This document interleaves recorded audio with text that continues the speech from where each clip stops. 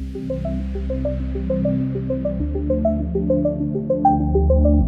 good day, ladies and gentlemen, senior members of UWC staff, our Acting Director of Institutional Advancement, Ms. Amanda Philander, members of the Directorate of Institutional Advancement and its Alumni Relations Office. Special welcome to all our guest speakers and most importantly, our young alumni. Welcome to the first ever UWC Young Alumni Virtual Series. And thank you for joining us today and supporting the Alumni Office. And most importantly, for supporting your alma mater, the University of the Western Cape. By way of introduction, I'm Niven Marie, the UWC Alumni Relations Manager, and also your host and moderator for the session for today. So just to give you some perspective, or at least context, in terms of the Young Alumni Virtual Series, it was born, I'd go as far as saying in 2018, when the project as a pilot was done in collaboration with the UWC's Career Services, and since then it has grown. It has continued to grow, and this series is a commitment from us as the Alumni Office, and I think as UWC, to all alumni, particularly our young alumni, in order to be able to offer value to you and to your personal and future career growths.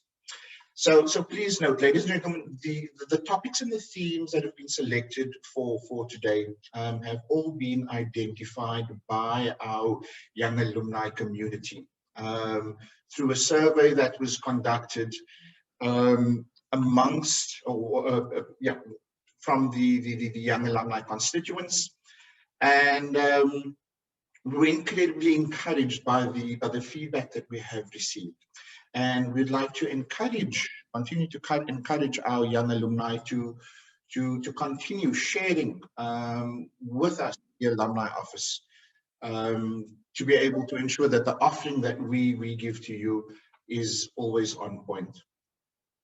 So, as many of you may know, UWC celebrated its 60th anniversary in 2020, and that in itself was an incredible milestone. If we look back at what UWC was established as during the apartheid regime, I don't think anyone would ever have thought that we would be where we are today, that we would be an institution of such magnitude and an incredible wealth of knowledge and consistently pushing the boundaries of academia and sport and on several levels. So, ladies and gentlemen, not to dwell on the past, it's all about our future, it's all about you, our young alumni. And as such, it gives me great pleasure to introduce some of our colleagues and participants in today's session.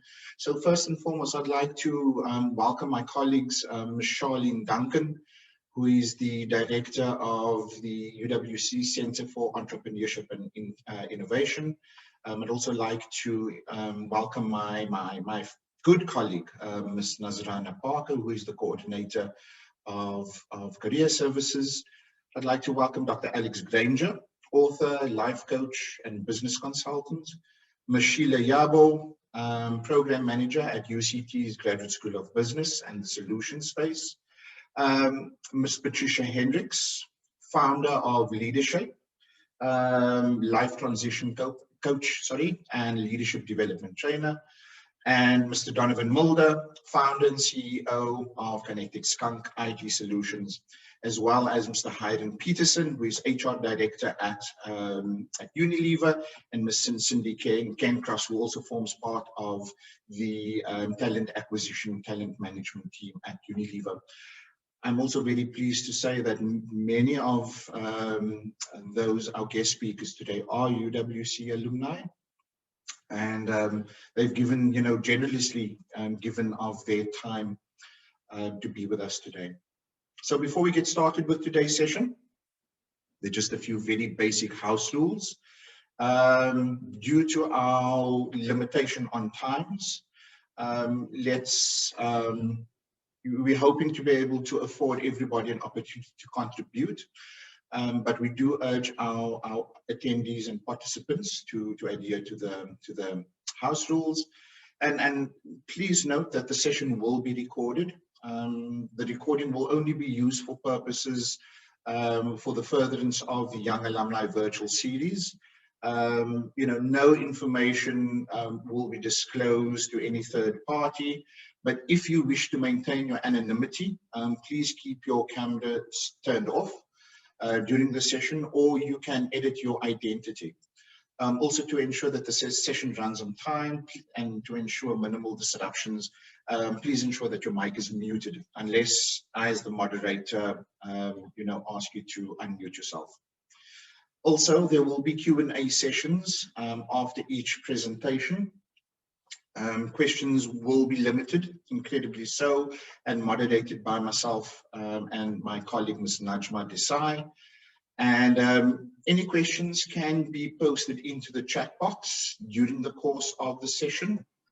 And we'll select the most pertinent questions to each of the respective topics and speakers.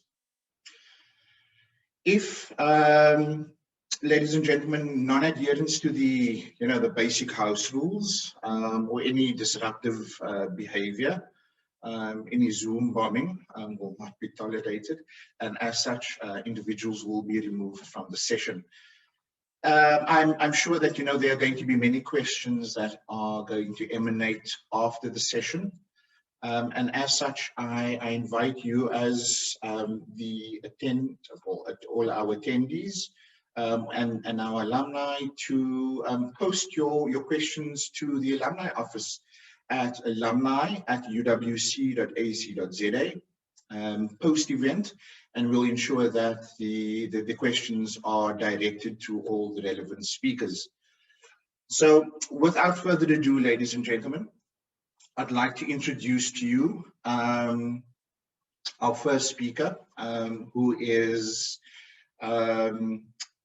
our UWC Career Office Coordinator, Ms. Nazrana Parker.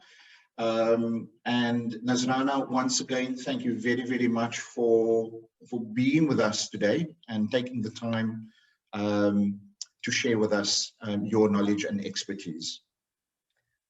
Thank you, Niven, and it's always a pleasure to be here and to be collaborating with the various departments on campus.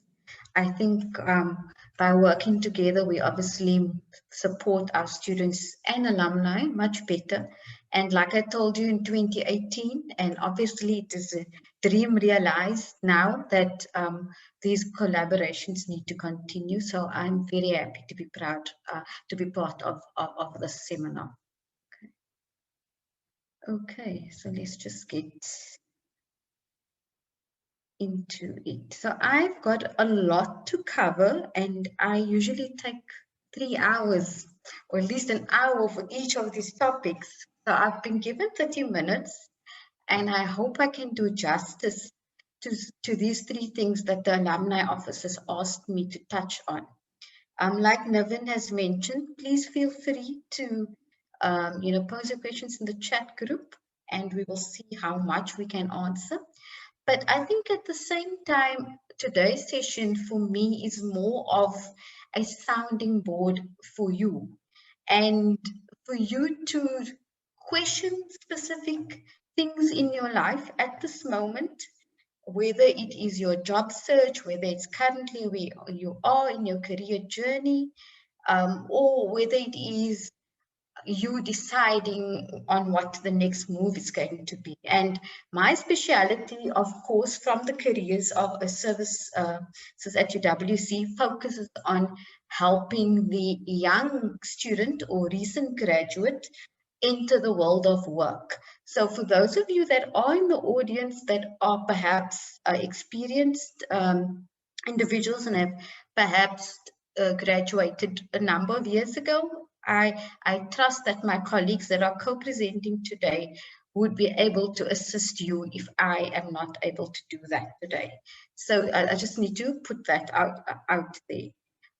Let's quickly get started. I think the first thing that I would like to share with you is this concept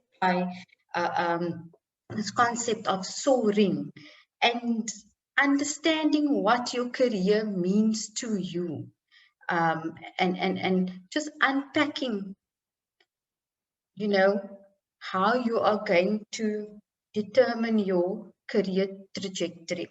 So first things first comes self-assessment and identifying what characteristics define you and what you want to be and where you want to go in your life, in your career. And then secondly, focus on identifying opportunities and making or having realistic aspirations.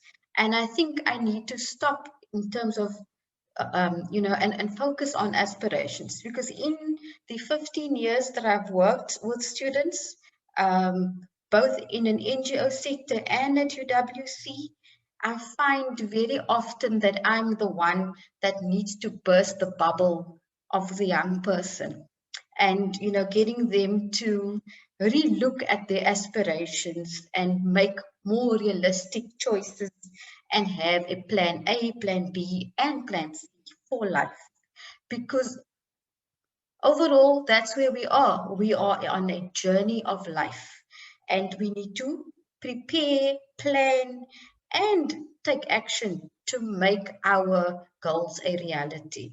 And my colleagues and alumni and peers in the session will further demonstrate how important it is to be your own enabler as we go along in the session, and how important it is to have a mindset of that I am actively creating my career and I'm not depending on anyone else to make things happen for me. So this concept of SOAR by R.T. Kumar really stands out to me as a career service coordinator, helping young people into the world of work. And I hope that it adds value to you as well. So I've posed a number of questions in terms of you and your job search.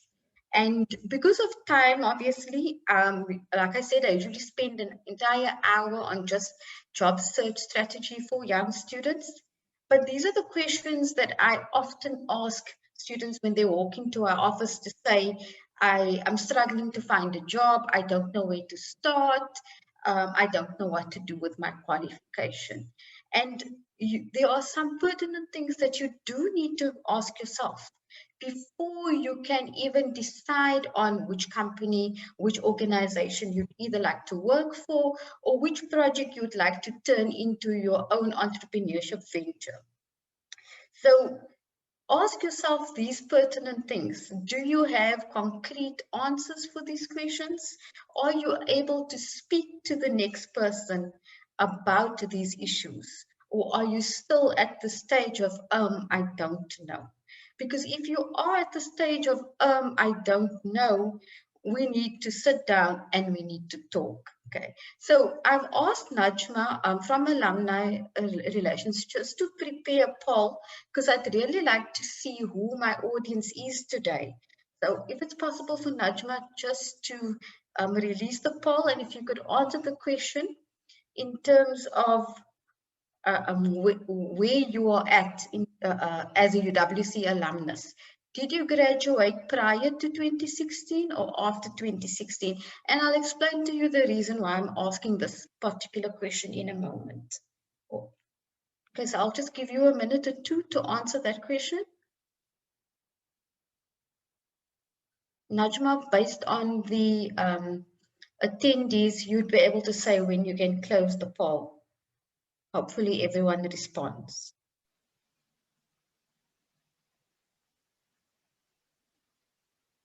Nazrana, we have about a 56% of the audience voted. Is that fine for you? Or do you want another few seconds? Another few seconds would be great. Okay.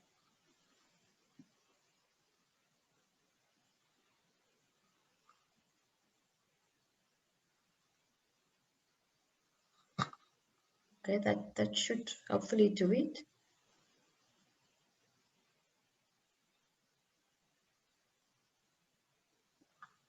And who are we speaking to today? Okay, 35% of the audience have graduated prior to 2016 and 65% after 2016. Oh. And the reason why I'm asking that is so that, you know, all of us as presenters, we know who our audience is and we're able to pitch our message to, you know, to you as best as possible. And I think the question that I always ask anyone that walks into our office or sends us a virtual connection request these days is that, you know, how are you or your actions, you know, aligned with your career goals? You know, what is your actual strategy? Is your strategy a spray and pray? Or are you quite selective and strategic in how you go about navigating your job search? And then the next question that I always ask or I ponder about, are you marketing your degree or are you marketing yourself? Because as all of my interns would say, my most common phrase to students is, recruiters don't hire the degree, they hire the person with the degree. So how do you market yourself in addition to your theoretical knowledge and all of the other experiences that has made you who you are and the skill set that you have on offer? And that's extremely crucial. So that two questions I would pose to the 65% or the ones that are currently in the job seeking stage of their career. Then the other 35% that are attending today and are contemplating you know, either making a career change or starting their own venture. How ready are you truly to take that leap? You know, and how much research and preparation did you do? And hopefully you are here today because you are looking for support, you know, to do just that. Then we are now living in a new world. We are living in the time of a pandemic. And a very crucial question that I always tell students, recruiters are going to ask you, how has COVID-19 impacted your life and your career goals? And more importantly, what has COVID-19 taught you about yourself? Are you truly able to answer this question? Have you actually reflected on this life experience of the last year, if not more? You know, and whether these reflections or the realizations rather are reflected in your personal brand. Has there been any change management in terms of the way you've previously saw the world, how you saw your career trajectory, and where you see yourself now? Are you the same person? And does this reflect anywhere, you know, whether it's your job search documents, whether it's your LinkedIn profile, your engagements with your family, your colleagues, and your customers? Because this is crucial in terms of the fact that you can't afford to stay, you know, stuck in life before 2019. And we've all catapulted into a new world. So you know, how ready are we for this change? Were we ready for this change somewhat? And how ready are we for life post-COVID? Now, students for the last 2 years, if you graduated in 2019 or in 2020, there were obviously no contact events on campus for you to engage in terms of recruitment. And definitely there were lesser opportunities advertised because companies were, you know, taking in less students or less graduates. So what has been your new strategy going forward? Have you been attending virtual networking events? Or have you just said, hang on, wait, I don't know what to do? What are the tools that you've utilized? So I'd really like to know if you could perhaps just mention in the chat box what all the tools you've been utilizing, and then I can check whether what I've prepared going forward is in sync with what, you know, you have been doing or not. Then, you know, and the reason I'm asking this is I'd like to know what resources our alumni are actually finding useful. You know, Do they believe that their campus is truly supporting them in terms of the job search preparation? Are they relying on the big ocean of the PNET, Indeed, Grad24 and LinkedIn's, or are they being strategic? So your feedback in the chat function would be, would be useful. Then the next question I think you need to ask yourself, how ready are you to work virtually, number one? And then also, how ready are you to freelance instead of waiting for that permanent role and a role that provides security and thereby disregarding any other learning opportunity? Another question I'd ask you to pose yourself, are you willing to look at opportunities beyond the popular brand names and the popular company names that you are familiar with?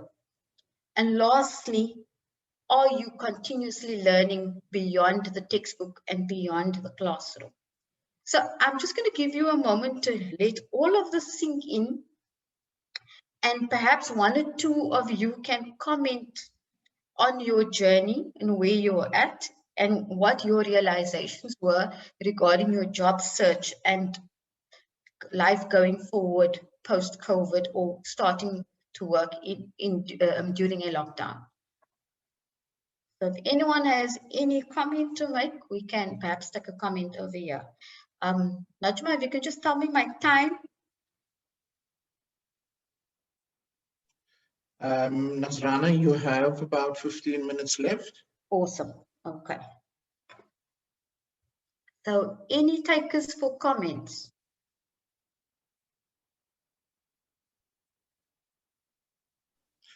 Iman, I see you have raised your hand. Hi, so I do have a comment. I have graduated with an undergrad degree in 2018. Mm-hmm. I have then went on to do an honors degree in 2018. Sorry, I graduated from that in 2019. My undergrad was from 2014 up to 2017. So my experience is that, once I've completed my studies, many of the companies that you apply to are looking for people with experience. So the challenge is that there are not many companies willing to take you without at least 3 years experience. So just having a degree is definitely not enough. That's the first point. And the second point is that, when you're trying to apply for jobs, you don't necessarily have the comfort of choosing where your job search should go and choosing what is suitable for you, because I found that it becomes the job search and the talent that is out there is so broad, and the competition is so much that any job that you do get is something that you need to take and hold on to. So you don't have much choice as to how you would want to project your own journey according to your job, So I think that is the challenge that you find. And because, life goes on and you've got bills, you need to basically take whatever you get. So I think that is a challenge that is found. I don't know if any of the other students find it, but I think that is the biggest challenge for me. And because now you can't really project your own job search and project how things would go, job-wise in the future, it's difficult to build, stable job experience, which is aligned, because now you are doing jobs that is not necessarily aligned to your degree, and hence that is at a disadvantage to you, because now you are going into a different direction as to what your degree is for. Okay. So I think that is the biggest challenge that I faced. Thank you, Iman. Sorry. Thank you. Yeah, no, I said thank you very much for that. We'd like to be able to give Nazrana an opportunity to respond, but also just give everybody else an opportunity if there's anyone else in the forum that would like to, ask a question or pose a comment. That is it for me. Thank you, Naveen. Thanks, Iman. Okay. So Nazrana. yes. So I hear you, Iman, and job search is definitely not a walk in the park. And it takes quite a bit of planning and preparation. And I think the challenge for young people is that they undervalue their own experiences. And when you mention 3 years work experience, every opportunity that we have advertised to students on via career services has been for students entering the world of work. So my advice to students is that companies want to see experience, yes, but they want to see what you've done outside of the classroom. And the challenge for young people is actually to believe in what they've done out of the classroom and see that it's worthwhile to adding to their CV. I've always told students, whether you are flipping burgers at McDonald's, whether you are working as a telesales agent at a call center for a retailer, or whether you're working as a tutor, all of these experiences are as important as your qualification. Because what the recruiter wants to see is your reflection and your skill set. Because the same skills that you've used at McDonald's, at the call center, and in academia as a tutor are the skills you're going to need in the world of work when you're applying for that ideal opportunity that you're looking for. So my question I pose back to all of you is, where are you looking? And this is the biggest frustration for young people. They look in the big wide ocean instead of looking in the pool that is created for them. And I'm going to speak a bit about campus career service at the moment. So that's what I do want to implore to all of you. Don't undervalue everything that you've done out of the classroom. If your CV currently only speaks to you and your degree, you're shooting yourself in the foot. So put everything in your CV, because curriculum vitae means your path of life. It doesn't mean what's your degree. And every little bit of experience, whether it's related or aligned to your qualification or not, is as important. Because you then need to show how your experiences and the skills will add value to the organization that you are applying for. Knowledge can always be learned, right? New knowledge can always be learned, but your attitude, your the way you do things, your perception, your engagement with people, that goes a long way. And it doesn't matter what setting you have.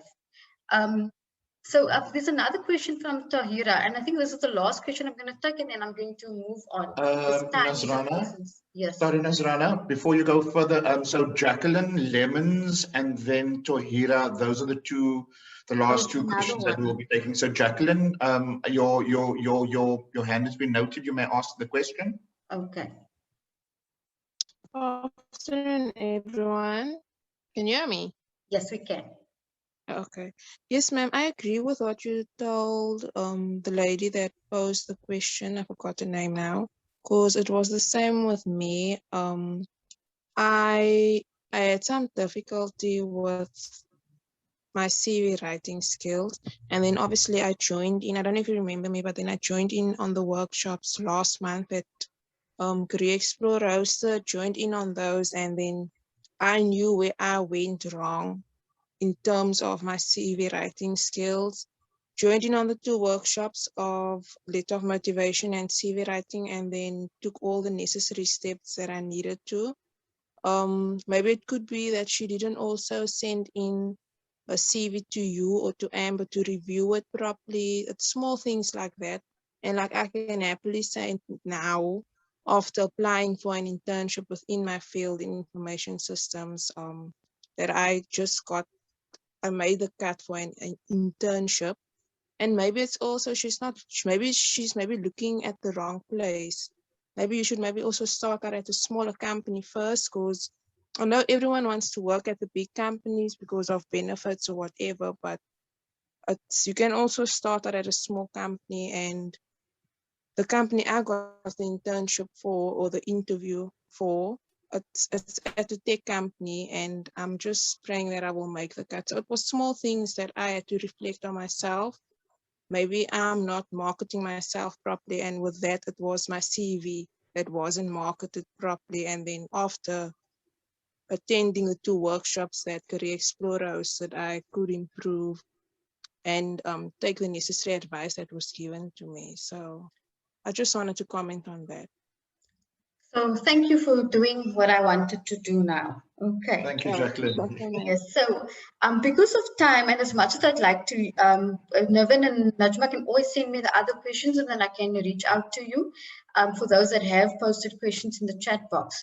But I just do want to say to you that is still in the job search space or job seeking space of your career, that every university, whether it's UWC or any institution, South Africa, across the world, most of us have support systems in place to help you navigate the job search journey. So we encourage you to use that. And UWC was fortunate enough that in 2017, we could launch an online platform. And obviously in the 2 years we had built on it, and come COVID, we were seamlessly able to, move online. And last year during the lockdown, we had, and this year, we had our highest number of students utilizing campus career services, which is absolutely awesome.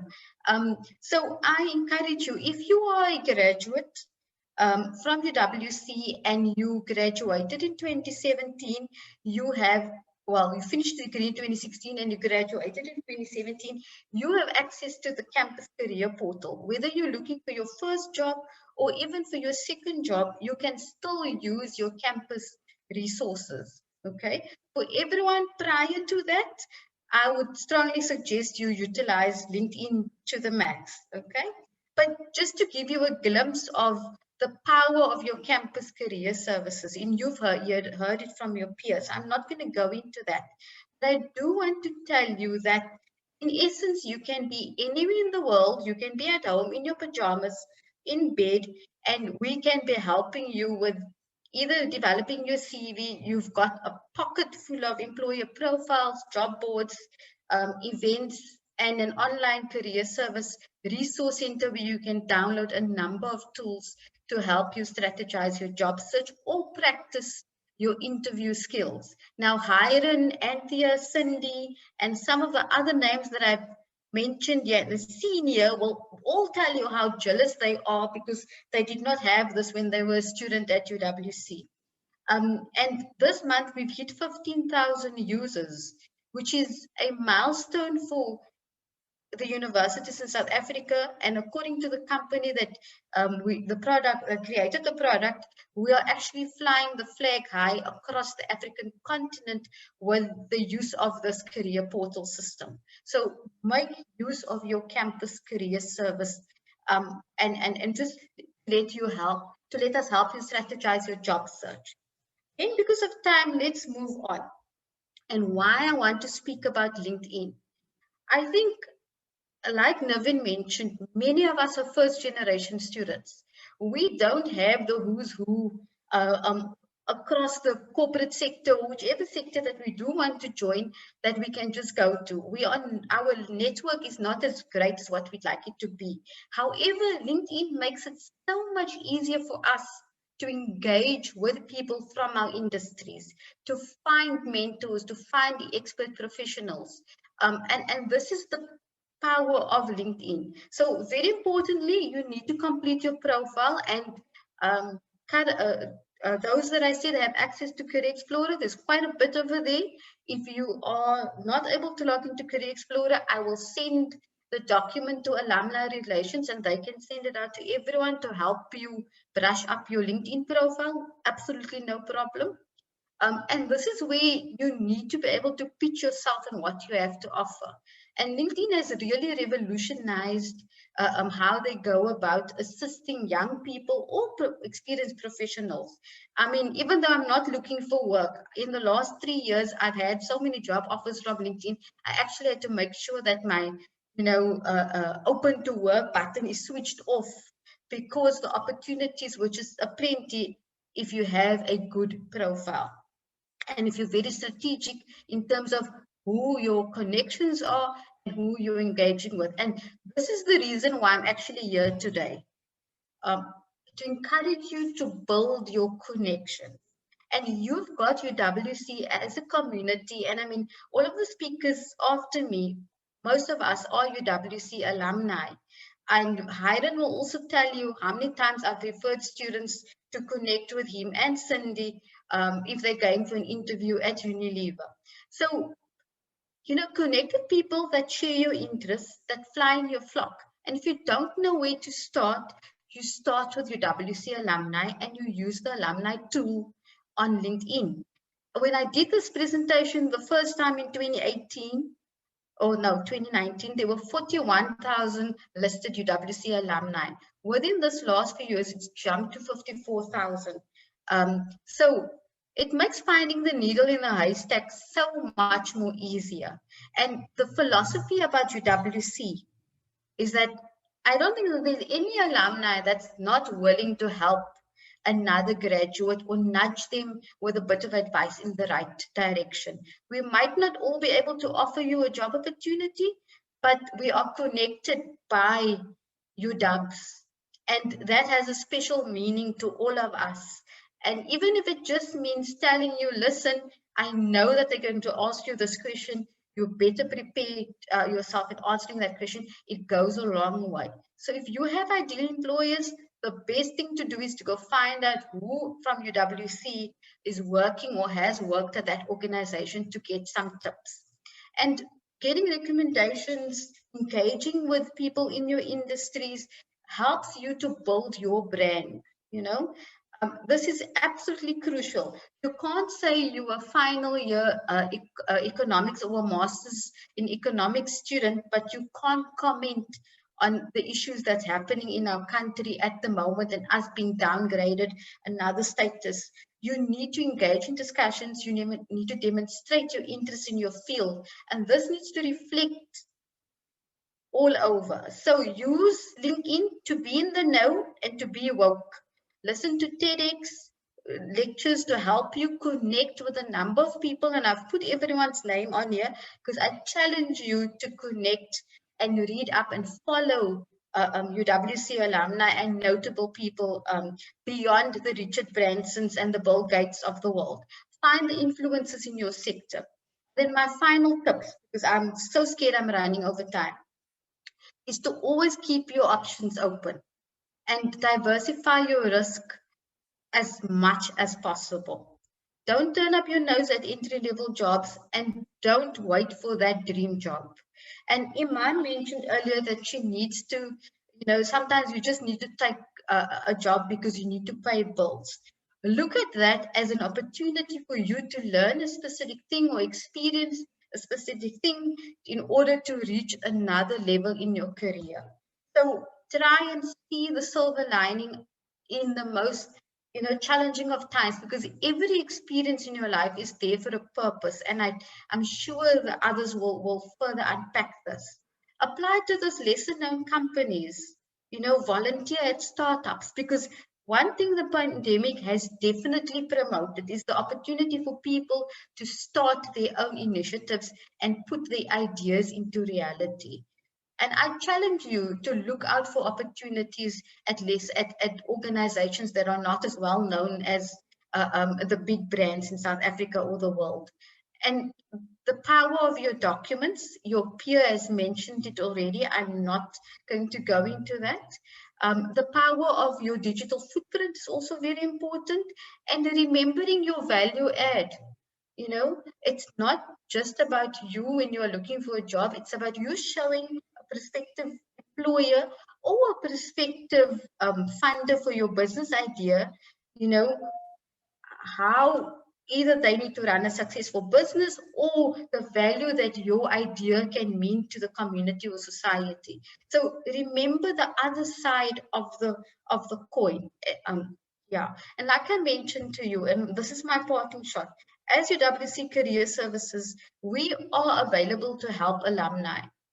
And if you are currently an alumnus that has graduated within the last year, we can still review your documents for you. If you've graduated between 2017 and 2020, you still have access to Career Explorer. Please use it. And if you check your student mailbox and don't ignore emails from us. This is where you can find campus career services. We are situated at the Office for Student Development. That's why the URL reads the Office for Student Development. But I wish you everything of the best. And I know that the seminar is going to be an enriching experience, just looking up at the lineup of speakers.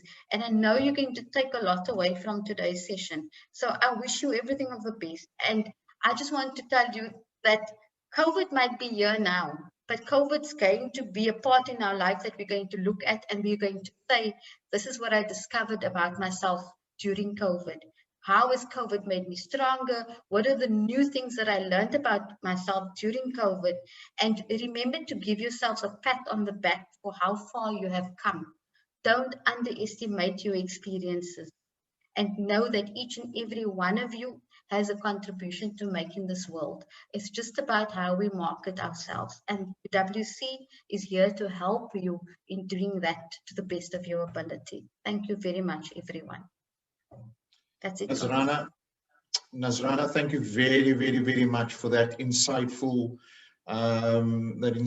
presentation. And I know it probably took a lot to condense your knowledge and experience into that time frame. But I think, ladies and gentlemen, I mean, you know, thank you very much, Nazrana. I mean, key points that I think we need to, as our young alumni, you know, to have realistic aspirations, Nazrana, as you noted.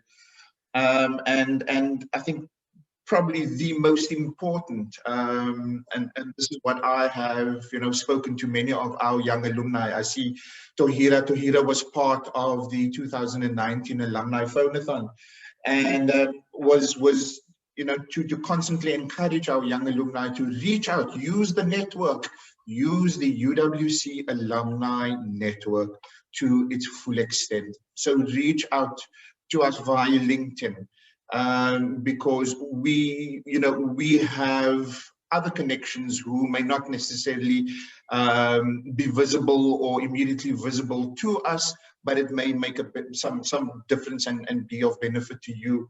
And then I think something else that you mentioned, Nazrana, is not to depend on others. You know, take responsibility for your own journey.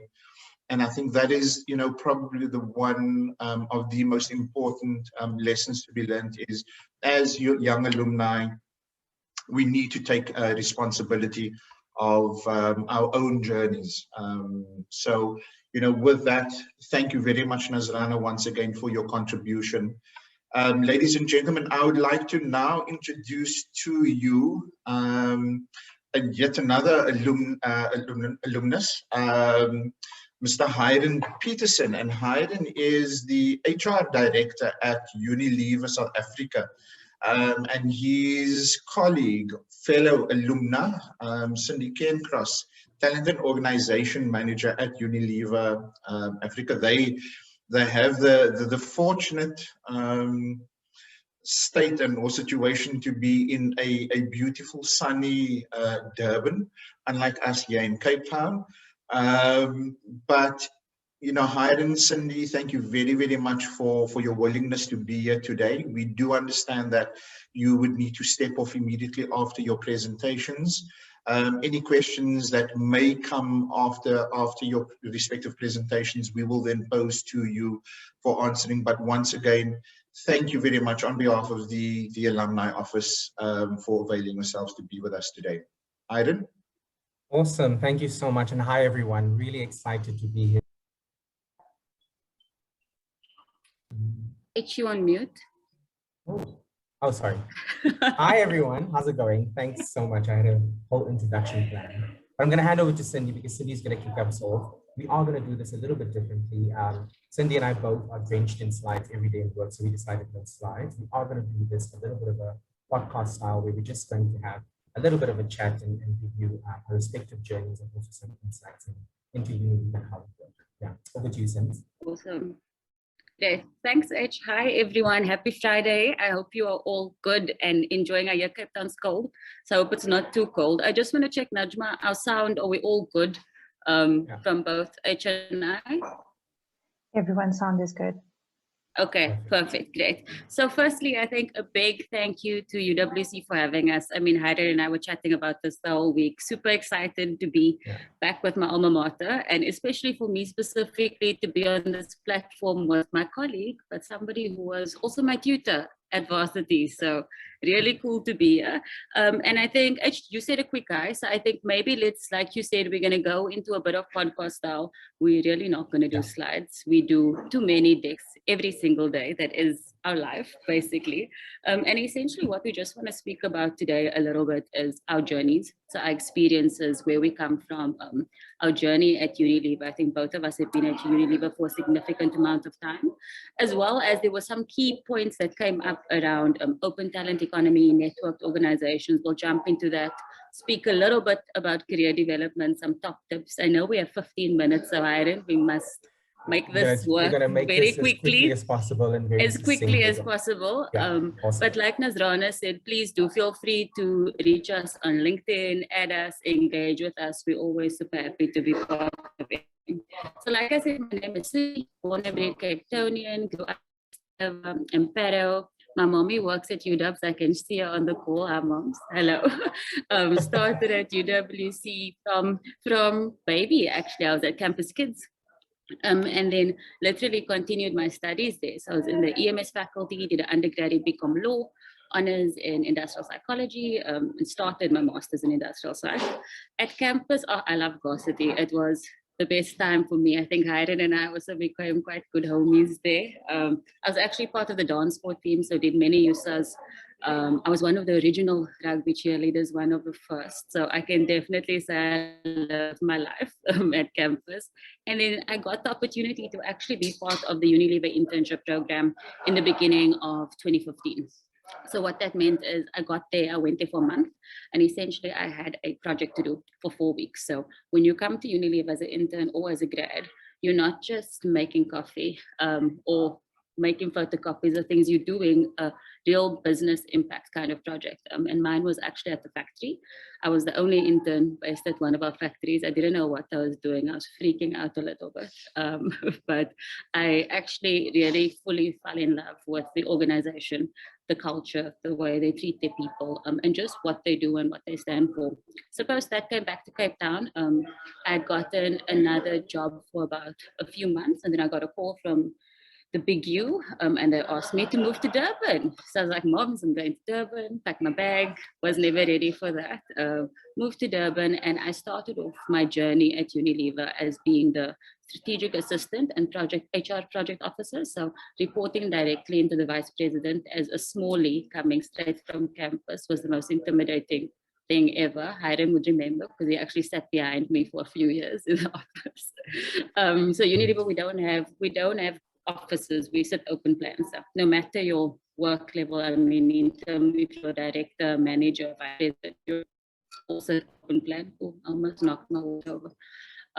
And yeah, so I started in that role. After 5 months in the organization, they actually approached me to ask me to get onto our Unilever Future Leaders program, which is our graduate program. And I was like, yes, cool. I don't know what this means, but let go. I'm keen to do this. And yeah, then I got onto the grad program, which is essentially an accelerated development program. Once getting on, it was, I spent most of my time in factories. I think biggest achievement for me was running our home care factory. As a junior, I wasn't even a manager at that time. Population of over 500 blue collar operators and more than 150 white collar team members, and it was wild. It was a journey. I loved it. And then I moved to Joburg, then moved back to Durban, and I got promoted into the role of HR business partner for functions. So essentially, I partnered all our support functions across Africa. So that would be HR, finance, IT, legal, etc. So from a full Africa perspective. And then literally 2 months ago, I moved into the role of Africa Talent and Organization Manager. And I'm trying to think, how do I explain what this is? It's massive, it's massive. So essentially everything from culture, engagement for the Africa business is within my space, running the Africa talent agenda for all senior talent and key talent across the business, career development for organization. Big space under me also is employer brand, so digital employer brand, our attraction strategies, our graduate programs, our internship programs. Hiren has the glorious opportunity of looking after youth employability, which we'll chat a little bit about. And yes, I think it's been literally it's be my 6-year anniversary at Unilever next week, and I would not ever change my mind around what I've done. I think gotten amazing opportunities, like I said, and Hiren's journey is very exciting. So you'll hear after me, his is extremely exciting. But getting to move across South Africa for me, getting to move across South Africa, getting to support Africa, but also getting the opportunity to travel internationally a few times. So it's been a great journey, and we'll get into some of the more of the content in a bit. But H, you know, like I said, your story always has me excited. So please yeah, do no, share I mean, your journey. It's a privileged story and a privileged journey. Thanks, Sim. Yours is just as exciting, and I love hearing your story. So I am Hiren Peterson, HR Director at Unilever. I studied at UWC. I'm from Upington, a very small town in the Northern Cape. And I started at Unilever in 2012, where I did multiple roles. I've been at Unilever for 8 years, and I've done 6 roles. So it tells you a little bit about the speed at which we develop our talent. I've also had the opportunity to work in Singapore, to work in the Philippines, to work in London, and just recently got promoted into this role 2 months ago. So I think the one standout thing for me is really just the trust that the organization places in its people and its talent. And that for me really kind of stood out because, as Cindy mentioned, you come in as an intern, they give you these massive projects where you like your eyes just pop open and you really feel the trust of the organization. But what it does, it really kind of accelerates your development in such a cool way. So yeah, that's my journey. I'm going to stop there because I am excited to ask Cindy the first question. So Cindy, as the TNO manager for Africa, you have obviously explained a little bit about what you do. Can you explain to us this whole concept of being resourceful, or this open talent economy concept, and how it's come to life in your space and in the job? Sure, thanks, H. And I just see a question from Jacqueline saying your sound is echoing. Your sound is echoing a little bit, Hiren. Like it's like I don't know if you have your. I don't know. Let me get some earphones. Okay, cool. So and then you must say your journey again because I don't think people could hear it properly. So do you want to set up your earphones first? Because I wasn't sure of the. I just said be resourceful in the question. Then we have, okay, cool. about 5 minutes left. Yeah. So sure. yeah. So thank you. We'll be fast. We'll be fast. You've gone at it at a brilliant pace. Go for it, guys. Very fast. So H, do you want to do your journey one more time Hi, quickly? can you guys hear me? Much better, much better. Okay, I'm so sorry, guys. I'm so sorry. Okay, I'm gonna summarize it quickly. I'm from Uppington, studied a BCom and BCom honors at UWC. Exceptional experience at my alma mater. I started in Unilever in 2012. I've been there for 8 years now. Done 6 jobs in my 8 years there, from business partnering, HR services. I've also done 3 international assignments in Singapore, the Philippines, and London. And 2 months ago, got the privilege of being promoted into this HR director job at 31. So I think this is kind of crazy. The one thing that stands out to me about Unilever is the trust that it places in its young talent. And when you join, you get these eye-watering projects where you're like, what the hell is this business thinking? But what it does, it quickly develops you and it gives you that confidence to kind of really start developing fast. So I know we have a very short time. I'm going to ask Cindy a quick question. The first question to you, Cindy, is, you've explained to us the role you do at TNO. You lead for Be Resourceful, what we call the open talent economy. Can you just give us a little bit of a view on what that is and how it manifests in your role? Yeah, sure. So, and I think Be Resourceful is something that I didn't touch on, but I think it's a pertinent point in terms of really fundamentals of what I do as well. So Be Resourceful for us is very much a framework that helps us operate with simplicity, agility, with the ambition to unlock capacity, right? And we look at it in this kind of wheel where we look at full-time people, youth, temps, freelancers. I know it was mentioned earlier, and how you redeploy work, etc., etc. And I think one of the, and so in essence, OTE, open talent economy. Sorry, we have lots of acronyms, so I must remember open talent economy, if you may. And if we think of, I think one thing for me super exciting about how we operate in this space from an OTE perspective is we have this platform called Flex. So it's a global platform. Obviously, Unilever is a global organization. It's a platform anyone in the organization can log on, and you can look for anything that you want to work on as side in your job. So I can be working here in South Africa, but working on a project in London, 10% of my time.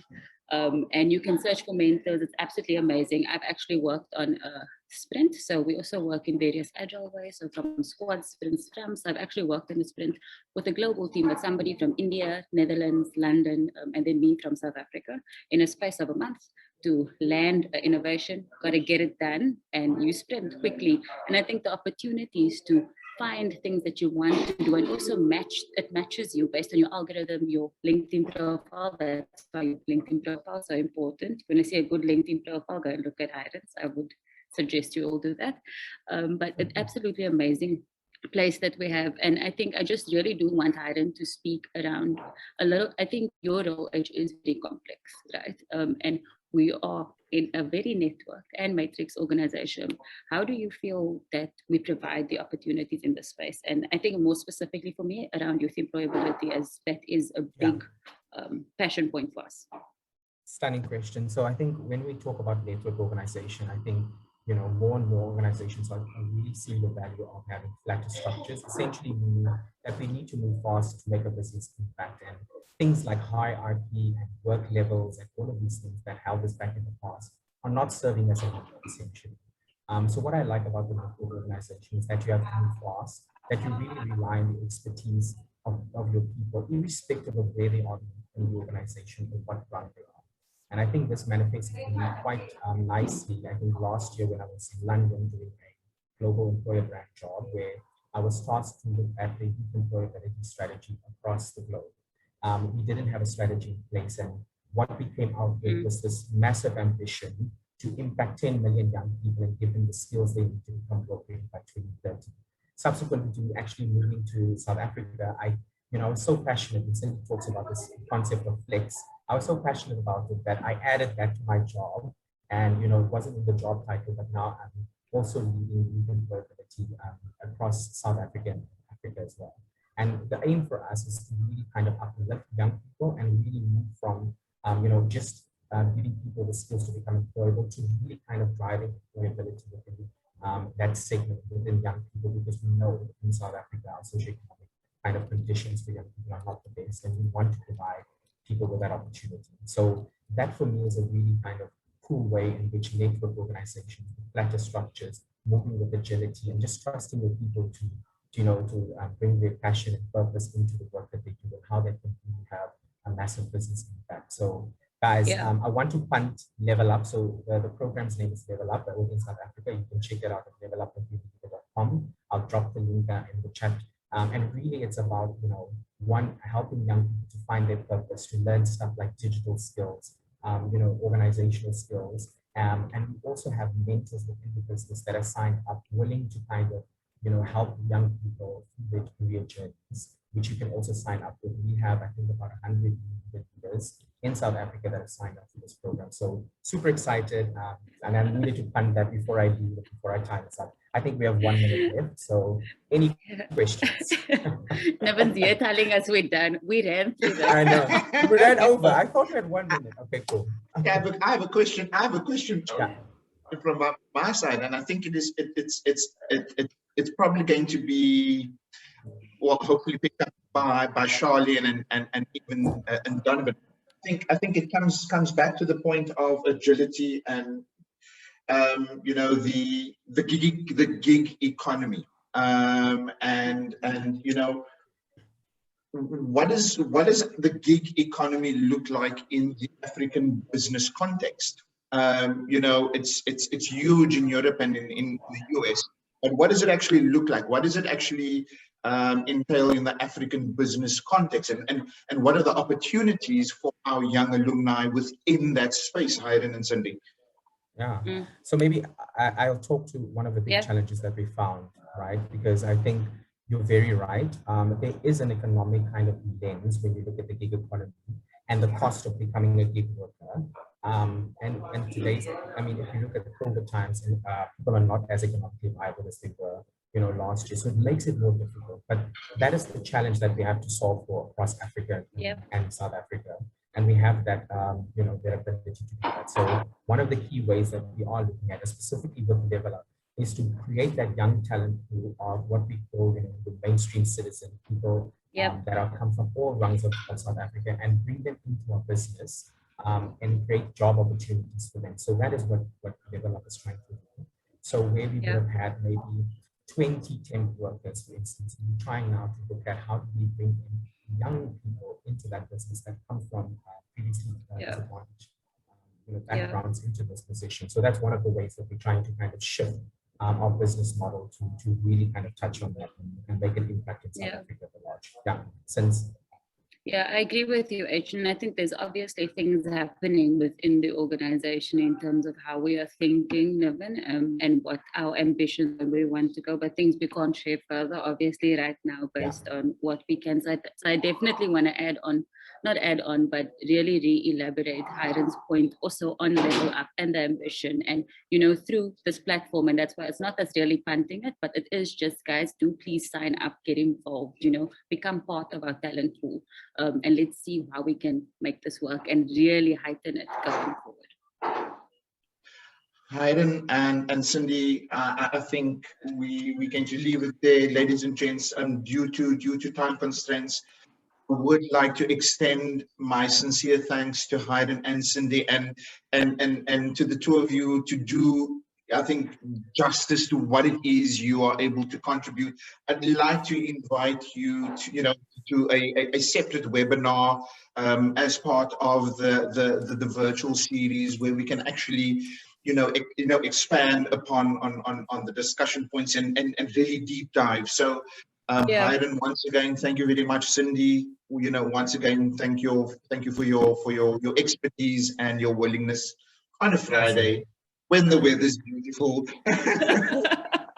be with us. So thanks, guys. Thank you. Thanks so much, Niven. And thank you, everybody.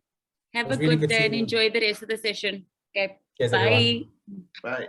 Thank you. Ladies and gents, so wow. So many learnings coming through the session. And without further ado, I'd like to be able to introduce to you Ms. Patricia Hendricks. Ms. Patricia Hendricks is the CEO and founder of Leadership. So it's as mentioned in the introduction, it's all about personal mastery that Patricia is going to be looking at today. And I think it is absolutely critical for our young alumni to focus on personal mastery in their pursuit for personal as well as career growth. So without further ado, Patricia, a UWC alumna, thank you very, very much for availing yourself to be with us today. The floor is yours, ma'am. Thank you. Good afternoon, fellow alumni, panelists, and staff members of UWC. I'm saying thank you to Niven. I'm really, really grateful for this opportunity to not just give back to my alma mater and you as fellow alumni that are embarking on the next stage in your emerging futures. I was part of the 80s class, the 80s decade where we didn't have a choice but to be leaders. And I often wondered how much of that still comes through today. And so I'm really grateful to be here. As Niven said, I'm going to be speaking on two what I consider to be very important life topics for success and fulfillment, so that you start engaging at an early stage of your growth into management and leadership already. So we're going to be talking about personal mastery, and then we're going to be talking about leadership. So we're going to be talking about personal mastery and conscious leadership. So that's the first thing. And then secondly, at Leadership, we are so serious about healthy leadership and creating the capacity for fulfillment in your life, because you can be successful but not feel fulfilled. And therefore, at the end of the talk, I am also going to offer a gift to everyone in this virtual room who wants to take the next step in their lives to personal mastery as a leader. I am, as I said before, so keen for our young alumni to have a roadmap to success and fulfillment. When I'm an 80s alum, as I said, and because we were working so hard at bringing freedom into the country, you all know the history of UWC and how involved we were. We didn't have a choice but to be leaders and to be leaders in our communities. I so wish at that point that we had, for me as a young 19-year-old, had the opportunity for this offer that I'm making you at the end of my talk.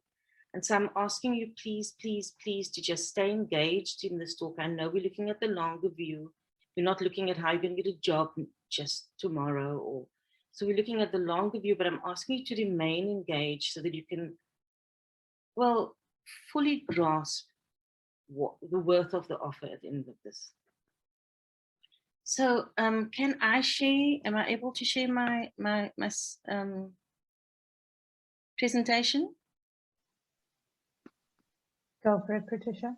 I am, okay, great stuff. So let me just get this slideshow, come on, there we go. Slideshow, play from the start. Can you all see that? Am I sharing my screen? Yes, we can. It's up on the screen. Great stuff. I'll take this out of the way so you can see everything.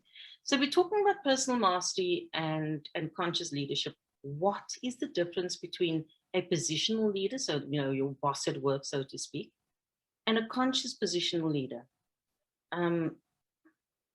You all know the statistics for anxiety and depression, and the rising statistic for suicide amongst younger and younger people. I mean, we have suicides at primary school level already, and the stress and tension people have at work. And so we find that 1 in every 4 people are on some kind of anxiety or depression meds. So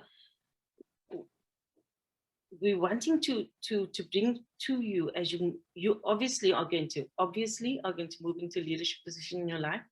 We ask, is a leader born or made? And that's really not what we're interested in so much. We feel that everybody can become a leader in their own life, and hence the company is called Leaders Shape.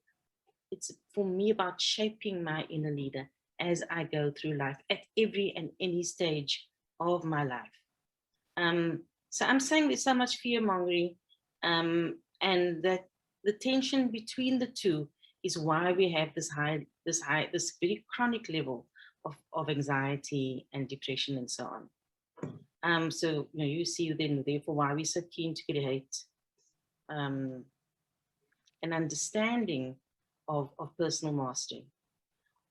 What is a conscious leader?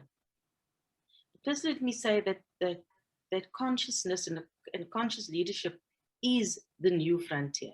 We can access all information at any time we want to.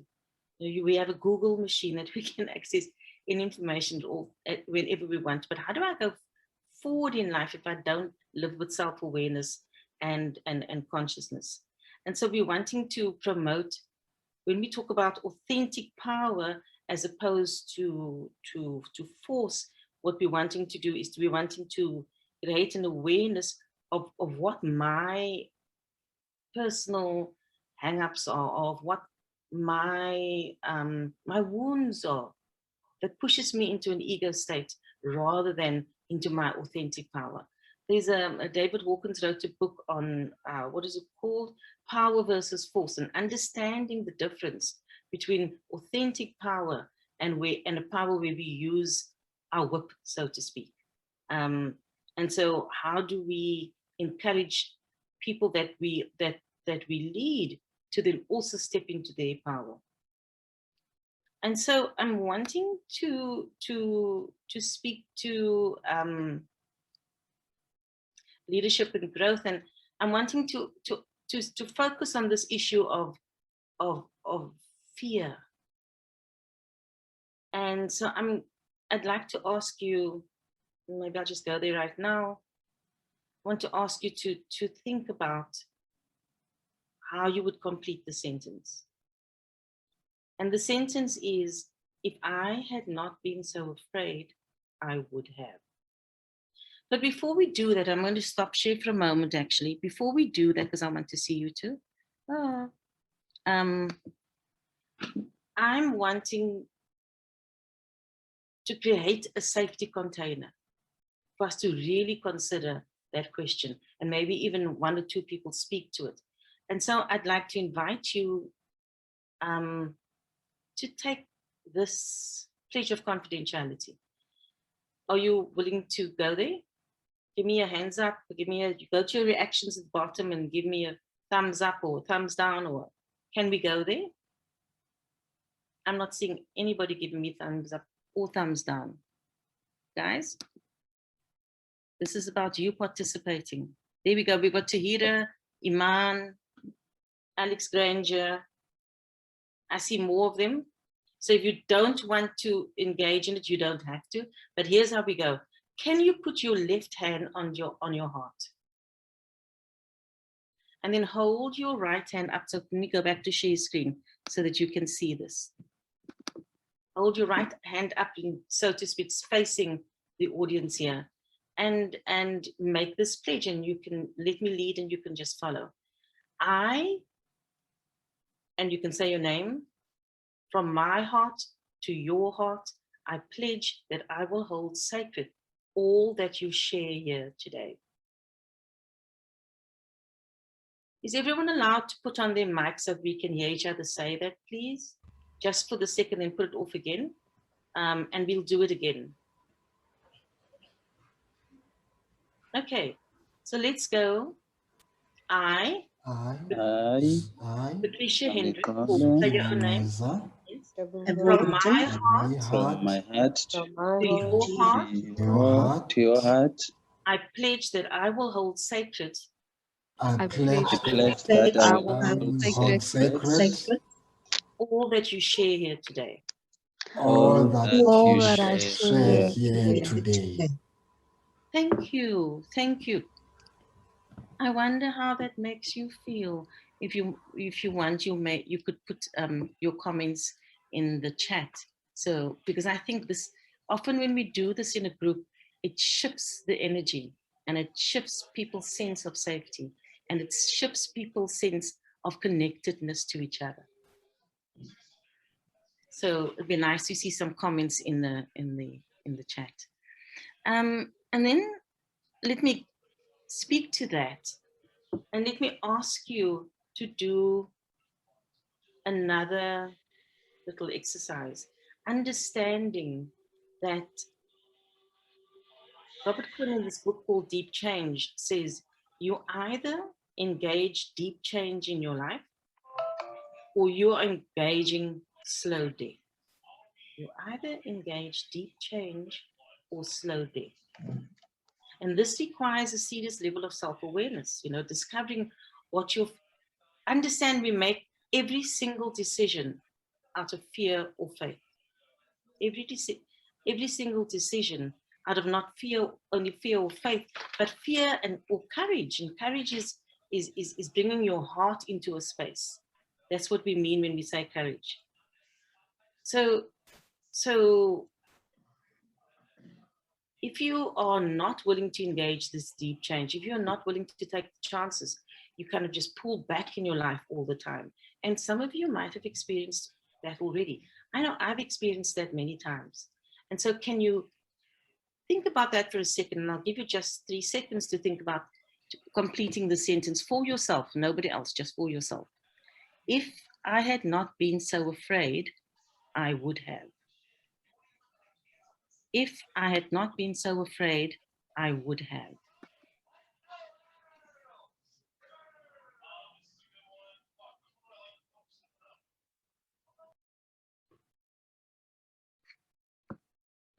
And so I'm going to stop share for a second again and ask you, not how you completed the sentence, as much as what did it feel like for you just bringing that thought up, just engaging that understanding of what held you back. And can we put mics on again for you when you do want to talk, and keep it off for when you don't want to? Can we have just 2 or 3 comments, please?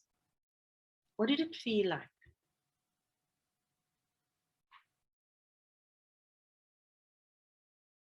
Somebody, anybody?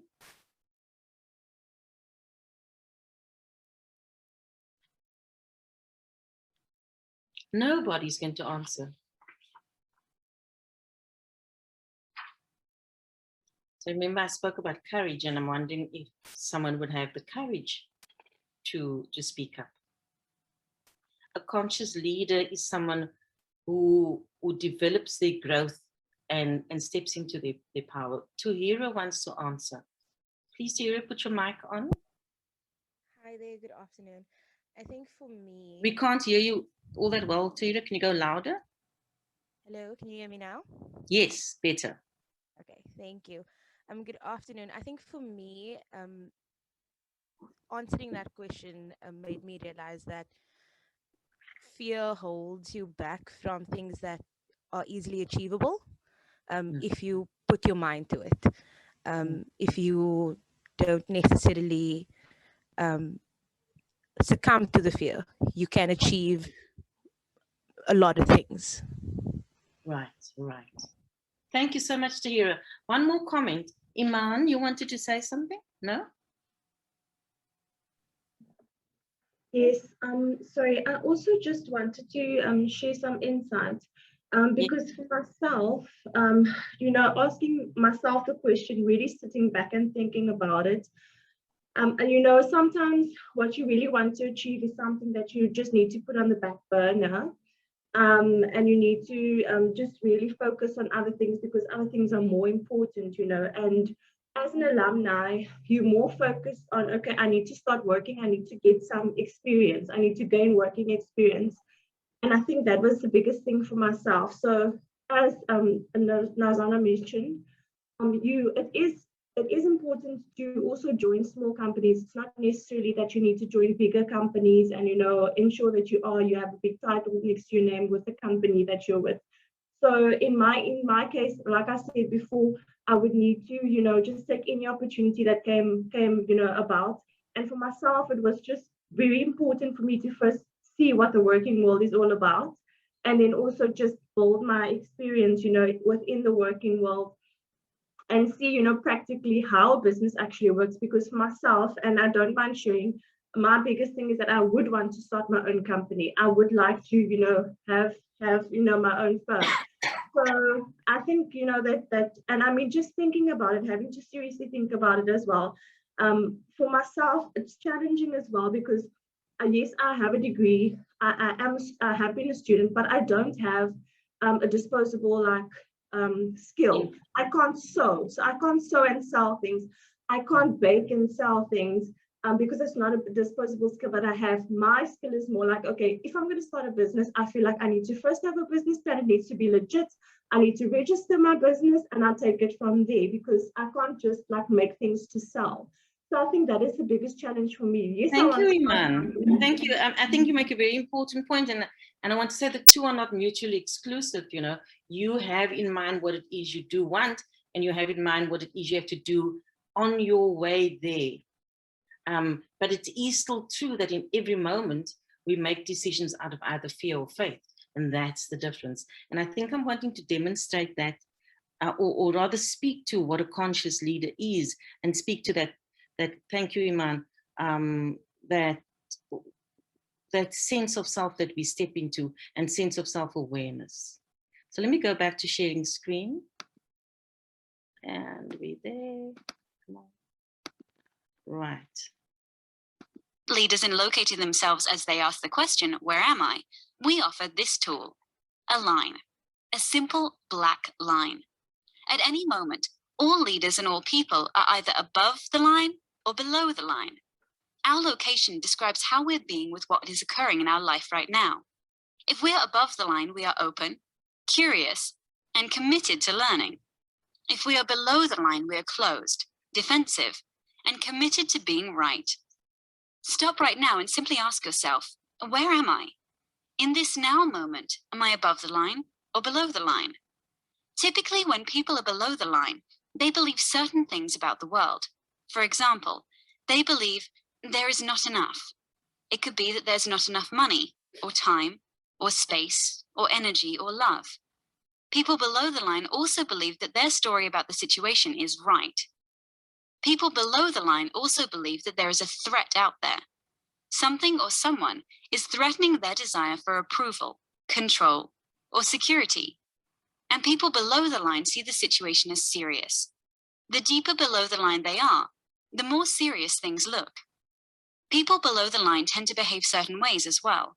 They tend to cling to an opinion, find fault and blame, gossip, explain, rationalize and justify, get overwhelmed, and avoid conflict or pursue conflict for the sake of winning. When people are above the line, they believe that learning and growing are more important than being right. They believe that all people and circumstances are their allies, here for their growth. They believe that from a distance, almost everything is funny. People above the line live in curiosity, listen deeply, speak unarguably, question all their beliefs, and live a life of play. Now, knowing what you know about being above or below the line, where are you? One thing to know as you consider this question: we are hardwired to go below the line. Literally, our brain is programmed to perceive threat, and when it does, a chemical cocktail courses through our veins, and we go below the line. This reaction was designed to help us survive in the presence of a real threat to our physical survival. An issue for modern-day leaders is that often our brains can't tell the difference between a threat to our physical survival and a threat to our ego or identity. We react and get defensive when we experience a threat to our ego. So in many ways, being below the line is natural and normal. But when we are below the line, we're not in a state, literally brain state, of high creativity, collaboration, innovation, and relational connection. We're simply trying to survive. Leaders today can't thrive if they're in survival mode. So the first activity of conscious leadership is location, location, location. In this now moment, where am I? Telling ourselves and others the truth about our current location begins the great conversation.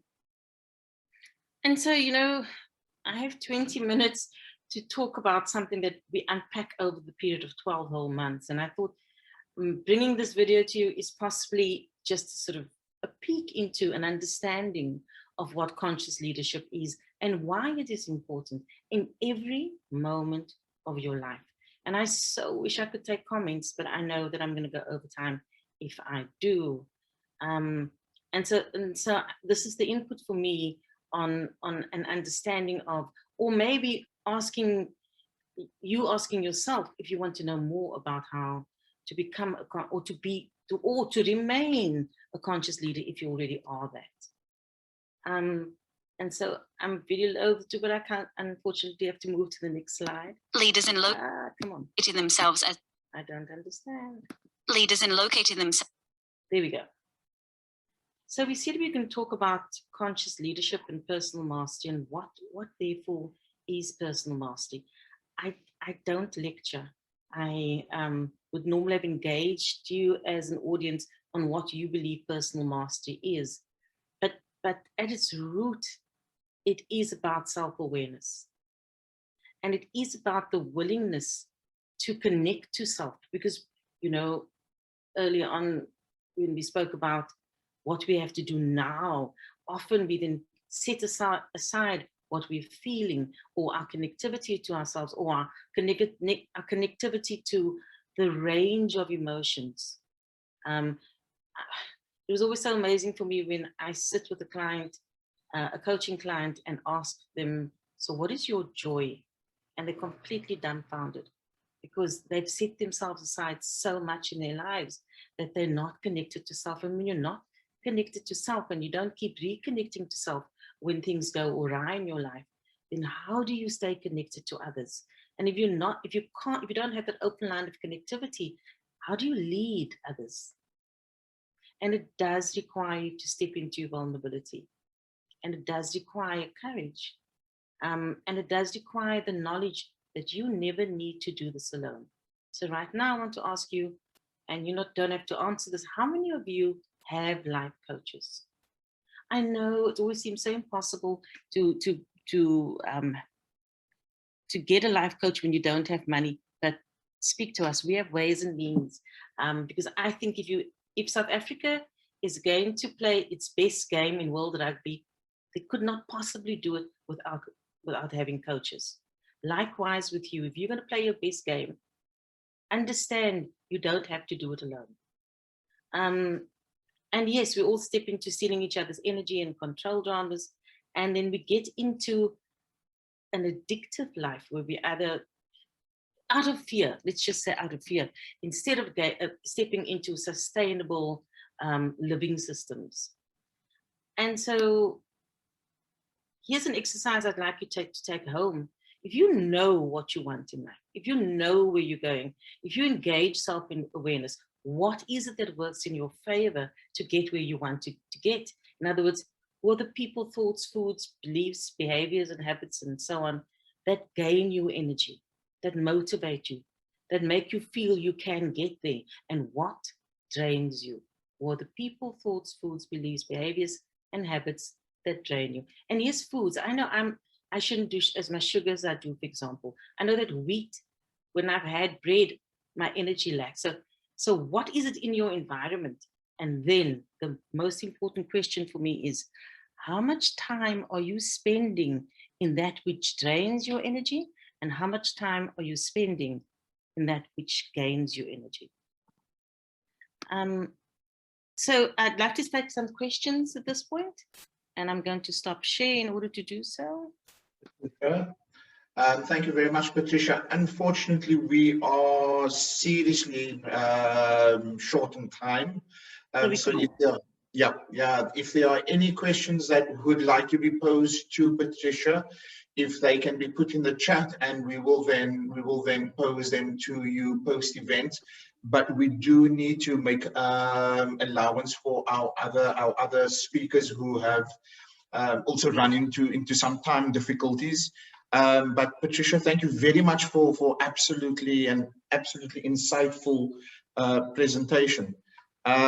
Ladies and gents, there is Patricia's the contact details and the offer that she is making to attendees today. So if there is anybody that would like to take her up on her offer, feel free to reach out to Patricia at Leadership. But once again, Patricia, thank you very much for your participation in today's session. It is highly appreciated. And ladies and gents, this is not the last time that we will be engaging Patricia. Much like Hayden and Cindy, we will be embarking on a deep dive around this topic. This was merely just a launch to be able to give you some insight in terms of where to start, but this is certainly by no means the end of the journey. It is merely just the beginning. So, Patricia, once again, thank you very much. We really appreciate your. Thank you. And let me just say that if you haven't taken these contact details, you can also sign up for this offer via the alumni office. Thank you. Great. Thank you. Ladies and gents, I'd like to now introduce to you a former colleague of mine at the UCT Graduate School of Business, Ms. Sheila Yabo. She's the current program manager at the US, the GSB solution space. But Sheila is incredibly dynamic. She's a venture builder, and she is keen on empowering high impact early stage startups. So without further ado, Sheila, thank you very much for availing yourself. And we do understand that you do need to be leaving shortly. So thank you very much for waiting with us. Thank you. Thank you so much, Niven. And once again, good afternoon, everyone. Thank you for having me. We don't have a lot of time. So I was invited to really talk about entrepreneurship and I guess my role in entrepreneurship and supporting early stage ventures in the South African ecosystem. So I think we have about 10 to 15 minutes for my slot. So I really have three points that I would be talking to. Firstly, just a bit about my own background, how I ended up working and supporting entrepreneurs in South Africa and across the continent. I will then talk about my role on a day-to-day basis of what I do and relating it to the opportunities in entrepreneurship and how you as UWC alumni can tap into those opportunities. So firstly, I'm Sheila Yabo. By training, I'm a business strategist, so I'm really passionate about building systems and processes that make our businesses succeed, whether it's a university, it's an organization, it doesn't matter what type of an organization it is, just optimizing and improving productivity. I'm really passionate about venture building, so I love new ideas. So when someone wakes up one day, they have a business idea, just watching that idea from just being an idea and becoming a full business that can, make an impact and into our economy, employing people. I'm also a very big impact advocate, whatever impact means for that specific business. I'm also a budding angel investor. So I think in the long term, I would love to spot talent and invest in talent, whether it's a business or at an individual basis. So I grew up in Cape Town, grew up in Nyanga. Yes, it was very rough. I know when people think of Nyanga, you really don't think that, you would make it that far in life. So I went to a township high school, township primary school, and then I think I was those few lucky enough to escape those circumstances. So I did all of my qualifications at UCT. So sorry, I'm not from UWC, but I really am big at ecosystem building. So acknowledging that we don't all exist in a vacuum, we all exist in the same economy, the same ecosystem. So the better we work with each other, the better we improve our country and Africa as a whole. I'm very passionate about diversity and inclusion. So I'm a champion of how do we create opportunities, whether it's jobs, whether it's businesses, whether it's access to certain spaces, products and services that are inclusive and that are improving the livelihoods of the majority of the population. I also say that I'm quite a dot connector, so I'm always looking at, how can UWC work with UCT to improve this, or if there's an entrepreneur that has a product, I'm always that person who's looking at how can we provide the space or tap into other partners so that we leverage on growth. So in a nutshell, that is me. I currently head up the solutions space. It's an incubator, an accelerator. It really depends on at what phase we interact with the ventures. So the solution space is an ecosystem for early stage startups at the University of Cape Town. We don't only support the University of Cape Town though. So we support startups across the ecosystem. So you could be from CPUT, from UWC, as long as we see the impact in the venture that you are trying to build. We support you. I know earlier on, there's a lady that was talking about her challenges in, how do you set yourself up as a business, registering a business and also just verifying that that idea will probably make you money and create jobs in the long run. So that's the space that I'm in.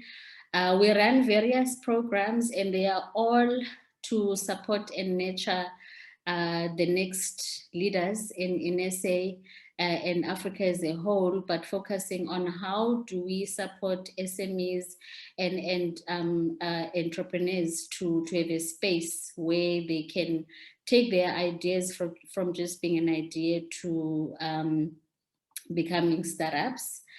As I said earlier on, I'm also very big on building the ecosystem. And I think that we are lucky that we are in this space and we are in higher education. So I always urge people, if you are not finding employment or you are not fitting into a 9-to-5, and there's nothing wrong with a 9-to-5. I think I'm a great example of how you can shape that in your career to make sense for you, but also leverage on other opportunities. But there's also an opportunities to start your own thing. We all know that SMEs and startups are actually the backbone of the economy. And not just only the financial terms, but a lot of our people have access to products and services because there's mamas on the streets who are selling veggies, there's the spaza shops, and then, you know, as you grow into the business, how those opportunities can create impact not only for you as an entrepreneur, but our country as a whole. And I think just to talk about a bit about opportunities in entrepreneurship, you are not an entrepreneur just by having an idea and starting a business. I think entrepreneurship also presents opportunities even within organizations. I enjoyed the presentation by the Unilever guys, and just showing initiative within you know, business units or organizations. I was sitting and listening to both of them, and I was quite amazed by how actually you could identify how entrepreneurial they are. They are able to think on the spot. They are able to convince other people that this is something that is going to work based on where they come from and how they see the world. So I think when you look at opportunities in entrepreneurship, it's not only just because you're an entrepreneur, but also how do you position yourself in the future of work. It's not even the future, is currently. If people are recruiting, I know for sure if someone sent you their CV, you interviewed them and there's 2 candidates, the only thing that will set them apart from their degrees and experience is then their ability to think on the spot. And I always say, you know, even big corporates and organizations are looking for that skill in a person, to say, yes, you have this degree from UWC, but what else can you offer? So I think that's just an opportunity in that you can, you know, try and improve or take up a skill that will able to demonstrate that you are able to come up with new products and new ways of doing things within organizations. I also think that, you know, with our country, unemployment, I know it's at an all-time high, and unfortunately it's the youth that are mostly unemployed. There's research that was done by an institution in the National Development Plan, and they actually said that by 2030, 90% of the jobs are going to come from SMEs and startups.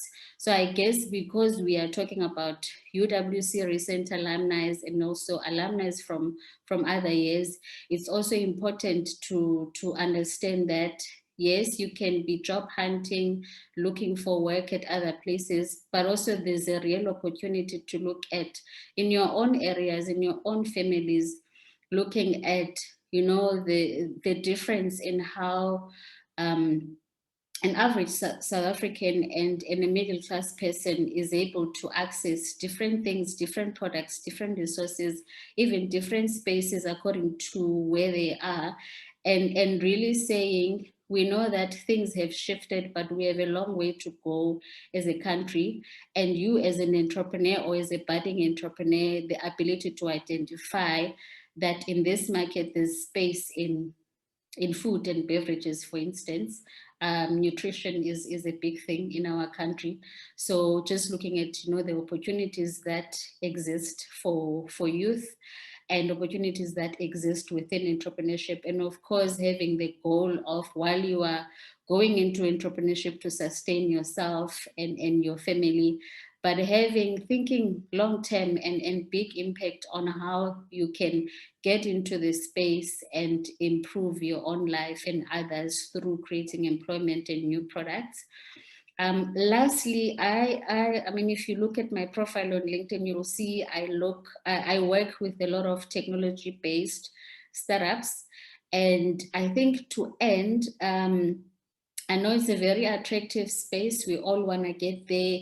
Venture capitalists and investors, everyone wants to invest in technology. But the challenge that I want to leave you with today is actually there's research. I can't remember the institution now, whether it was the UN. They did research, and actually South Africa came as one of those countries where, yes, we have improved in terms of technology adoption. So I think about 53% of South Africans have access to the internet one way or another.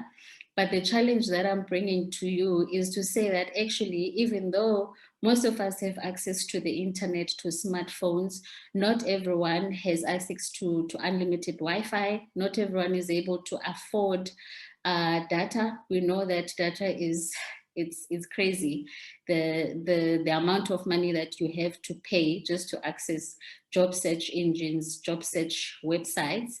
And the challenge that I want to bring to you is to say, how do we leverage on this connectivity and this technology to share information, but also to build inclusive technologies? So when you are thinking of opportunities in startups or in the SME sector, think about how do we bring everyone with, so not leaving behind anyone, or not building technologies that actually make the gap or the digital divide even bigger. So if you're thinking of opportunities, think of how can this booming technology in Africa can be leveraged to build inclusive technologies so that the lives of the normal person on the street, they are improved, or the delivery and the logistics of getting our people the basic of resources, products, and services is actually improved. I think, you know, the highlight, or not even the highlight, I think COVID-19 has really highlighted the challenges that have been existing for a while. So just to make an example with what I'm talking about with building inclusive technologies, if you look at when we had the lockdown last year, so I have a 9-year-old, he goes to school. He was able to continue with his studies and adapt quickly because we have internet access, we have Wi-Fi, we live in a suburb, but in my same community, my same nieces didn't have the same access because they didn't have access to the internet. Their teachers were not on Zoom, their schools were not adapting quickly. And that is exactly what I'm talking about, that while technology is progressing, it's increasing, connectivity is increasing, we are leaving so many South Africans behind. And I think there's really an opportunity for young people, and that is you on this call, whether you are in organizations, you're working for organizations, to just influence and make sure that no one is left behind and that we are all developing as a nation. I think I will end there, because once I start talking about this, I'll talk the whole day. I think I can take questions for the next 5 minutes, Niven, if that's fine with you. Sheila, we have actually run out of time already. However, I am going to request that any questions be routed through my office, and we can pose it to you. Sheila, if you would be in a position at some point later, avail yourself for a more comprehensive session with our unit, because I think that the two key things that I would like to just elicit is the fact that you're a dot connector, and I think as a community, as communities, we should all aspire to be dot connectors, and not, as you say, not leaving anybody behind. So I think that is absolutely critical. So Sheila, yeah, sorry, ma'am. I'd be happy to do that. Before I leave, I'll also just drop my LinkedIn profile on the chat. So if you want to reach out or if you have any questions, I'll be happy to take those. Thank you. Thank you very much, Sheila. We are highly appreciative.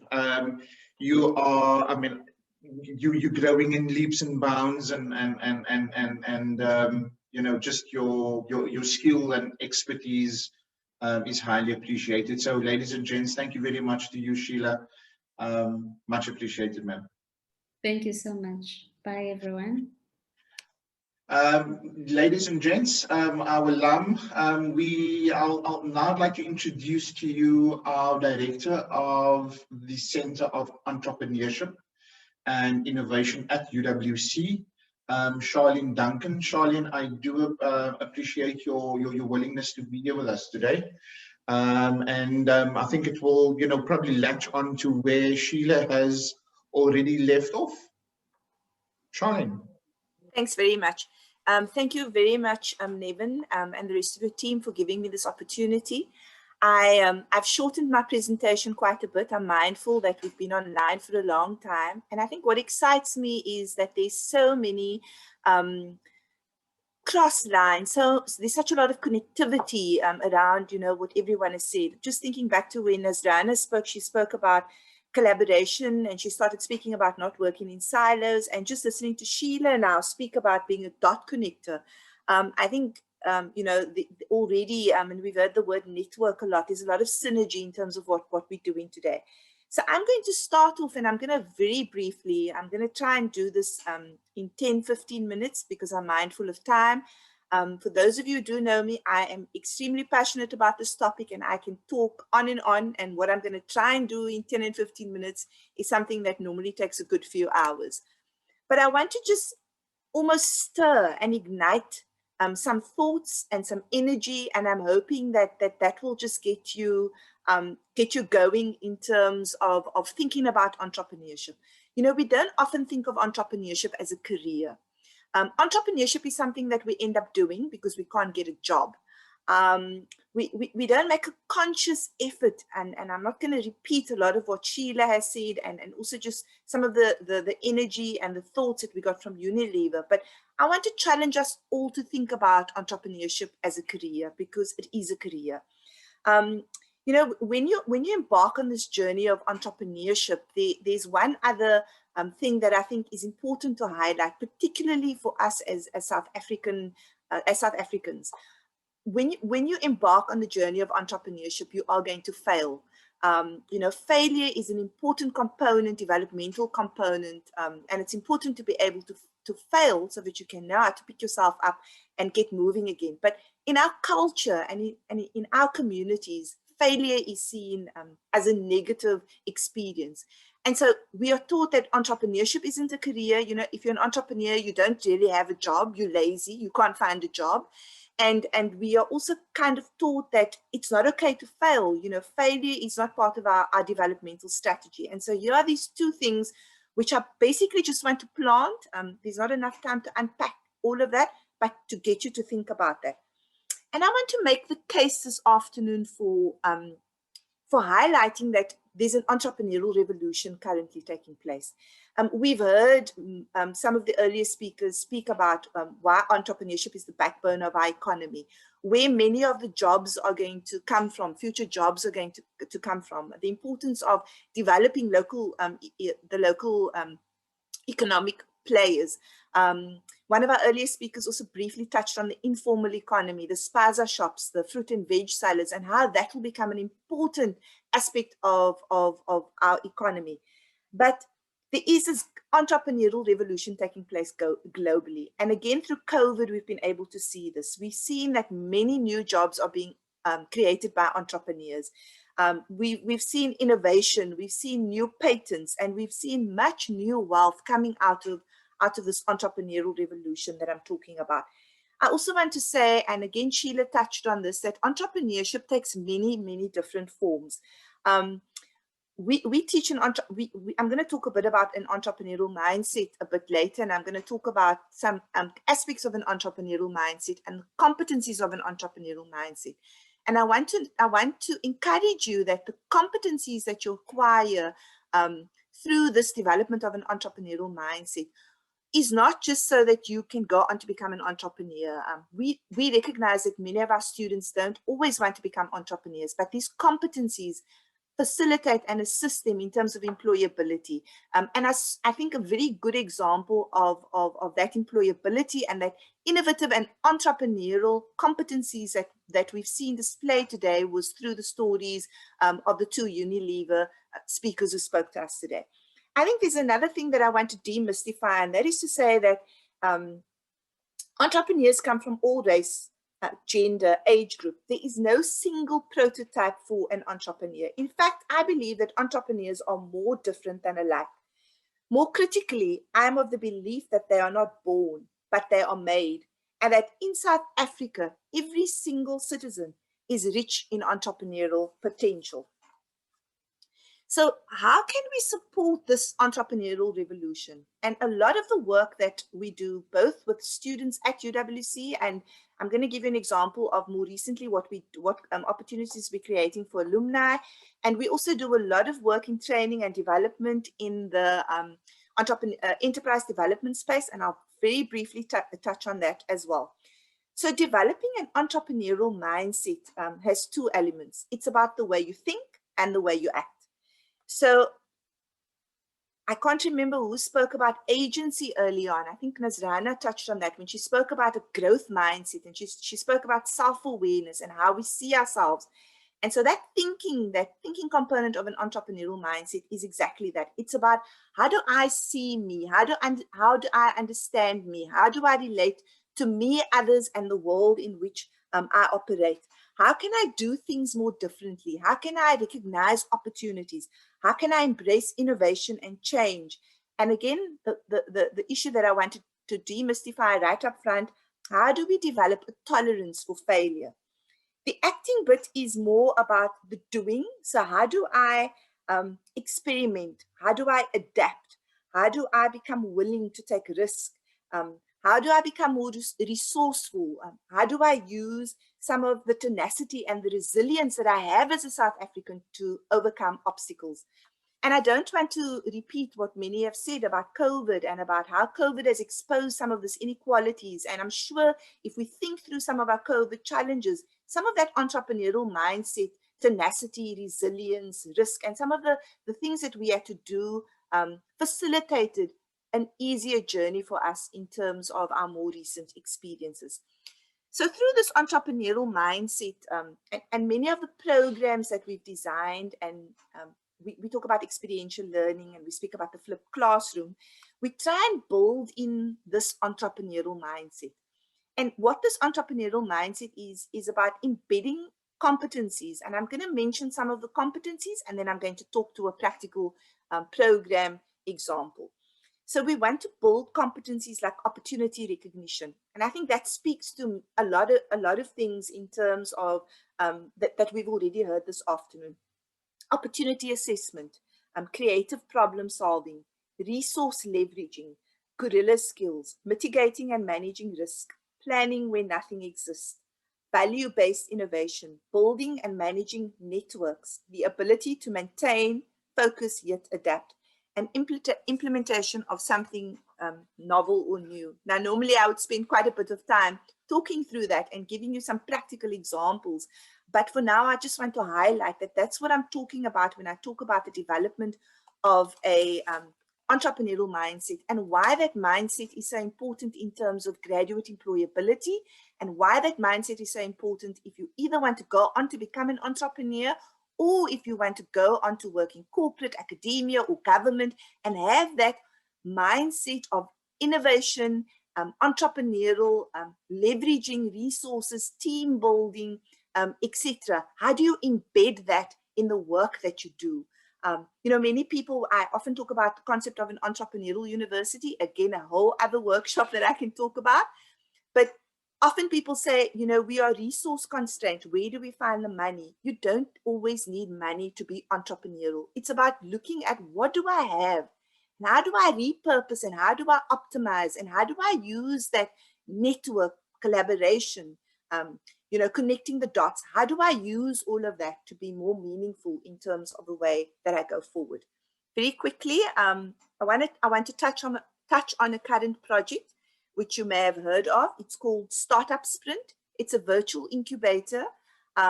We currently have 41 participants in this program. I think we're about 9 weeks into the 14-week program. 30% of the participants are alumni. And it's the first time that we created an opportunity in a virtual incubator space, and it's not going to be the last time. It's something that we're going to be doing on an ongoing basis.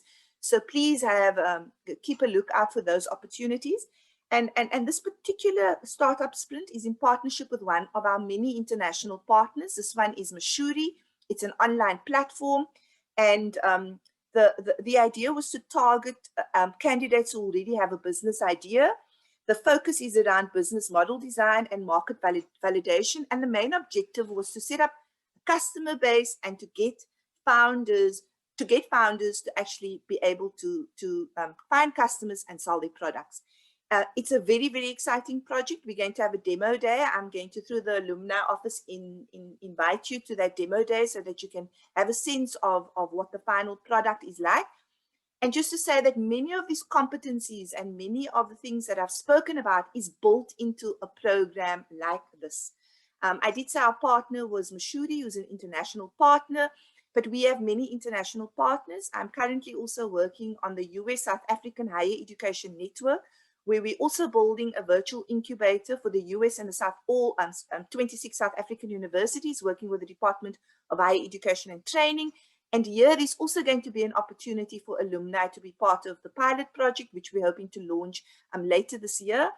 Then one other thing I very quickly want to touch on, because I think it's so important when we think about building businesses and startups, is the whole question. And I think Sheila touched on venture funding, angel investors, and more recently we've partnered with University Impact, a university program in the US.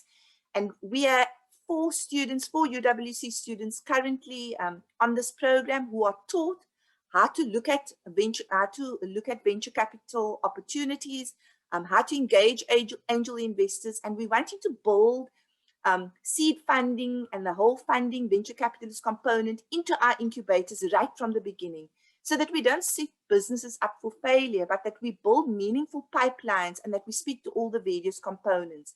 One of our, Nazrana, you'd like this, one of our UWC students who was part of the first intake, and we partner UCT with us, of University Impact, has been employed by University Impact as an impact investor. And like I said, we've got 4 other students currently on the program. So just in terms of wrapping up, I also just want to share one other thing that I'm very excited about and I'm very proud of, because this is a first for the alumni office.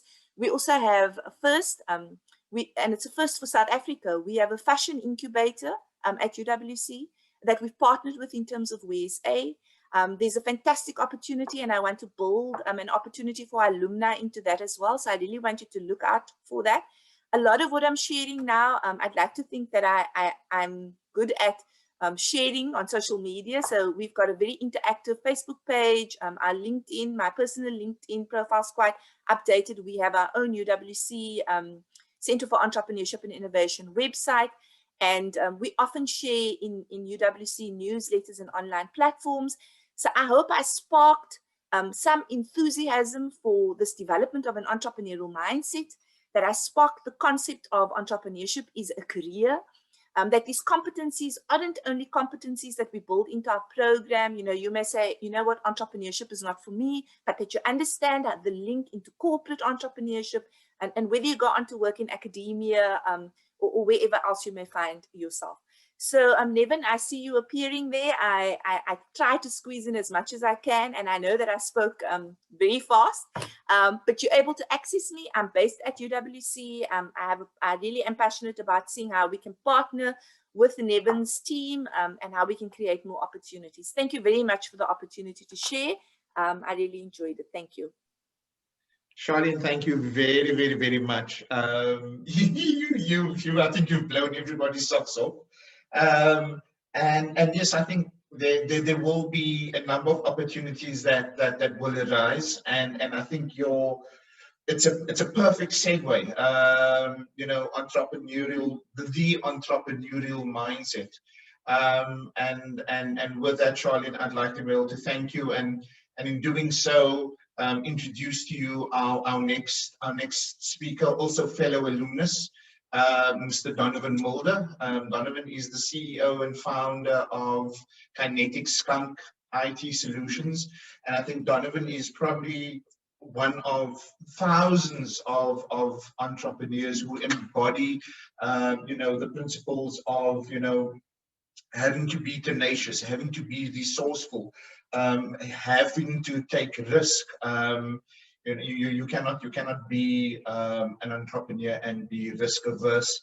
So with that in mind, Donovan, I'd like to welcome you to today's session, and the floor is all yours. Thank you, Donovan. Afternoon, everyone. Thanks, Nevin. Thanks for inviting me. Most appreciated. Okay, so I guess I'll start quickly with my journey. So yeah, I graduated in, I think, 2010. I got into that honors program. We didn't have to have an undergrad degree. So I got into that with BCom IS honors. After I finished that, I think I graduated top of my class, got a first for my thesis and stuff. And then from that thesis, I actually got 3 published papers, 1 journal paper and 2 conference papers. And that really helped a lot with my career in terms of working for larger corporates and so forth. Around about 2008, before all of that, I started Kinetic Skunk with 2 other buddies. They, after a while, I kind of bought them out. Well, didn't really buy them out, it was nothing to buy, this was a piece of paper, right? And then around about November 2011, I started trading as a sole proprietor, just doing consulting and stuff, right? But leading up to this, by that time I already spent 2 stints in London, working for a consultancy called Cresta, which was a startup then. And I'm mentioning Cresta because it's a very important part of my journey and Kinetic Skunk's journey. So yeah, so then so I spent a lot of time really working there. Most of my jobs were contract jobs. I didn't really dig permanent jobs. So straight away, I wasn't looking for permanent roles or anything like that, right? So maybe I didn't have to consider that an entrepreneurial mindset or a risk-averse mindset, right?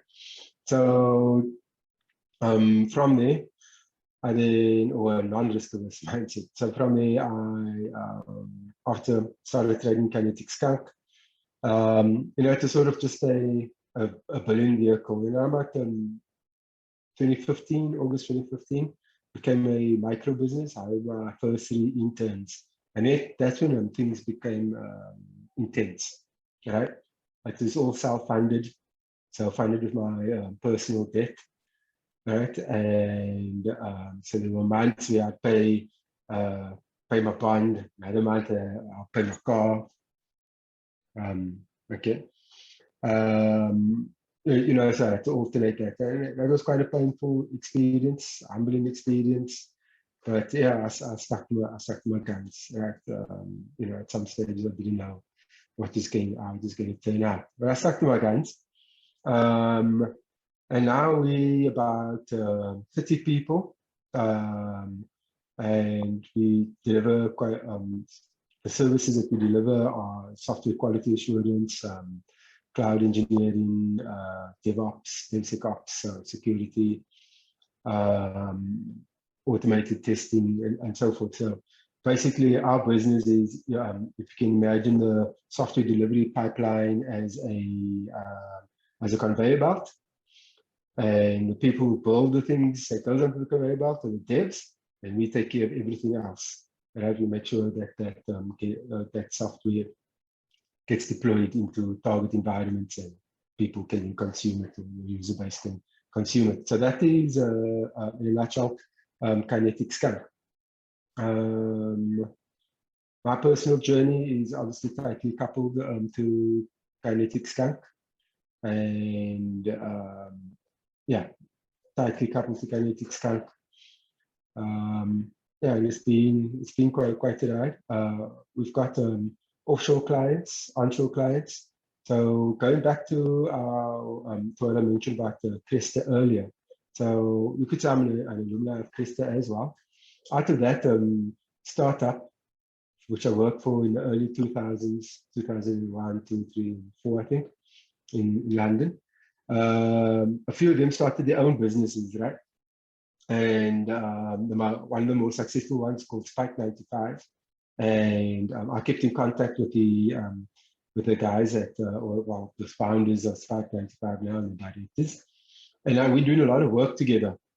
And we've now started a project with them starting in February, where I had to onboard, start a team of 10 people, so I had to hire 10 more people, right? And that was quite and so it's been quite a journey in the last few months, painful and rewarding, exciting and terrifying at the same time, right? So I think someone mentioned something about networking.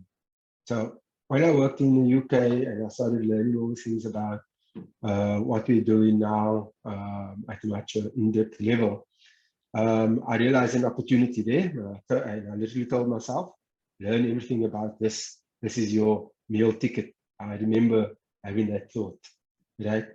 And from there I persisted with it, persevered with it, even during you know, in 2000 when we had that .com burst, that bubble burst, and there were no jobs going around. It was quite hard. I persevered with it. And now I have a business that's built around it. We're starting our second business with our cloud technologies, and it's called the Cloud Solutions division. We've launched a new website. We have partnerships with some leading edge and cutting edge technology, purveyors or technology partners. Got sales and marketing behind it, and so forth, right? We also have a strong focus on interns. So before I got this offshore opportunity, I'd say up to 90% of Kinetic Skunk is founded on interns. So I recruited from Seaput, Codex, 2KO, and so forth, right?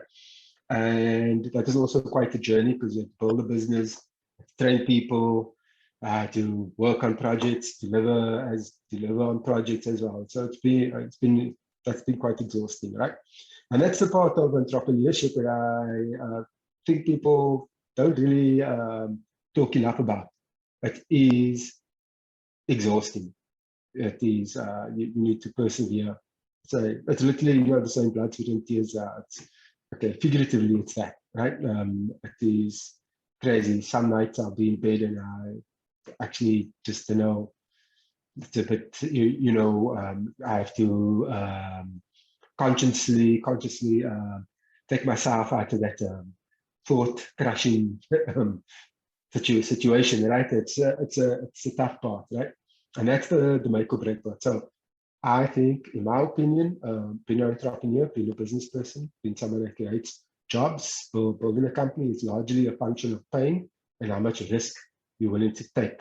Are you willing to lose everything? I've personally lost everything at least 3 times, right? And built it all back. and so forth. Right? So, and that's the non-romantic part. You know, it's very romantic to say, I'm in a startup, starting this business, you know, it's really cool, we're going to do this, we're going to do that. But yeah, when it gets to the hard part, the financing part, self-funding part, I mean, you know, finding funders, your business plan is not so cool, but you believe in it and no one else believes in it and stuff.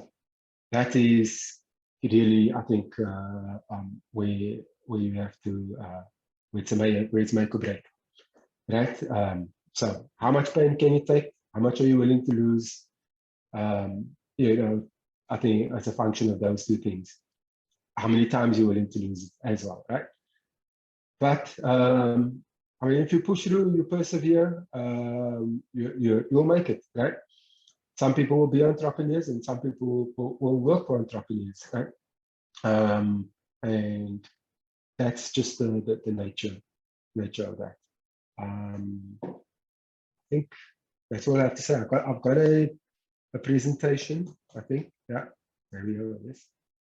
Do I have enough time to go through it? Or do you want to go to questions? Donovan, yeah, you have about 3 minutes, and I don't know if that's okay. Let's jump to questions quickly. Yeah. Any questions from the floor? Donovan, if I may ask a question, and I think this is what were probably some of the hardest lessons that you had to learn while in the startup phase. So I recall you made reference to HR and finance, things that were not necessarily your forte. So yeah. So the hardest, the toughest lesson that I learned is that as soon as you can replace yourself on a project, do that, even if it hits your pocket, right? And I made this mistake. I got into this really cool project, a big data project, machine learning, AI, DevOps, all the latest and the greatest stuff, right? Working with PhD, applied mathematicians, building these machine learning models to just to make you spend your money more, right? And I got into that, and it consumed me from a service delivery perspective. I was building the delivery, the pipelines to deliver those machine learning models into whatever that, and I was trying to build a business. So the two are obviously related, right? But the mistake I made was not agreeing with the client that I could replace myself. For instance, maybe if I at that point said, you know what, I'm going to sacrifice 50% of that revenue and bring in 2 juniors, and they will be able to do maybe 50% of what I do in 3 to 6 months time with with focused training. So obviously they come at a certain level, they've got maths, they've got com science, etc., and they can program, right? And that would have helped me personally and the business really accelerated, because after that project, it literally took me about 18 months to recover, to get my energy levels back, to not be exhausted. Maybe it would have taken me sooner, but obviously building a business, so yeah, took me about 18 months, and that takes a toll on your health. Your health, because you're not sleeping enough, you're working extremely long hours. There were weekends where I put in 24 hours of work, 24 to 30 hours, easy 16 hours on a Saturday, 10 more on a Sunday, no problem, right? And that takes a toll. So in conclusion, as soon as you can replace yourself to deliver a service, right? And this is only in a services-based business. I'm not talking product here, just services. Replace yourself, because you will then have because then you can realize other opportunities. So things. So they call it opportunity costs, right? If you're doing the actual work, you're losing out on realizing other opportunities. So that's the main lesson that I learned. Other things that I do is I farm out things, tax, accounting, HR, anything that I'm not good at, even admin, whatever, contracts, all works, all of that gets farmed out, right? I realize I'm really bad at admin, right? And when you've got a business, admin, believe it or not, is also a make or break thing. You have to do the paperwork that has to be compliant, etc., whatever you have to be compliant with, right? So all the stuff that you can afford to farm it out. You can get a tax practitioner to make sure your business remains tax compliant. You pay your pay as you earn. You pay your UIF, VAT, keep SARS off your back. So that's obviously worth its weight in gold. You know, I don't stress about it because I've got a great tax practitioner and accounting team. Obviously not in the business, but people who do that service for us. And I've never had any problems. So farm out your non-core business aspects to experts, people that you can trust, right? Because that's also what its weight in gold. So yeah, two things: replace yourself as soon as you can, right? Even if it takes a hit on you can take a hit on the pocket. Second thing,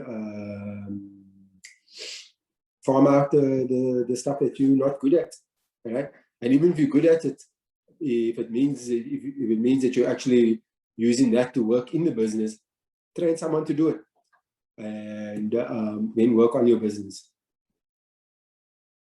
Yeah. Donovan, thank you very, very much for those. I think there's an echo somewhere. Thank you very much. Might be me, sorry. Yeah, there we go. Thank you very much for those very insightful and I think real examples. You know, I think many people, many young individuals have, as you rightfully stated, the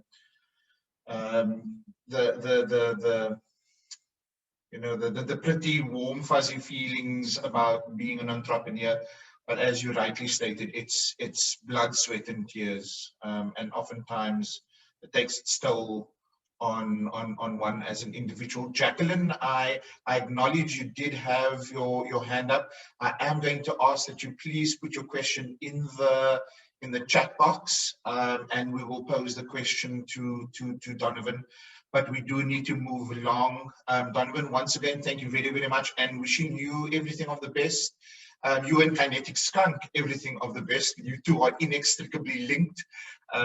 So yeah, everything of the best to you. And thank you very much for joining us today. Thanks, Evan.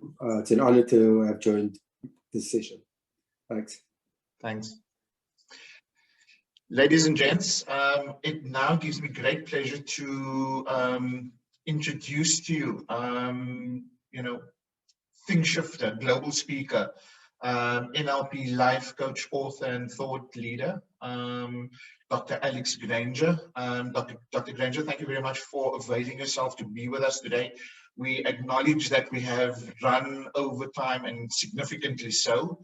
But I always do believe that, where we have, these kinds of engaging conversations, it's the outcomes that is of value, and sometimes we need to trade a little bit of time in order for us to be able to, mind really deeply. So, Dr. Granger, thank you very, very much once again for being with us today, and we look forward to hearing from you.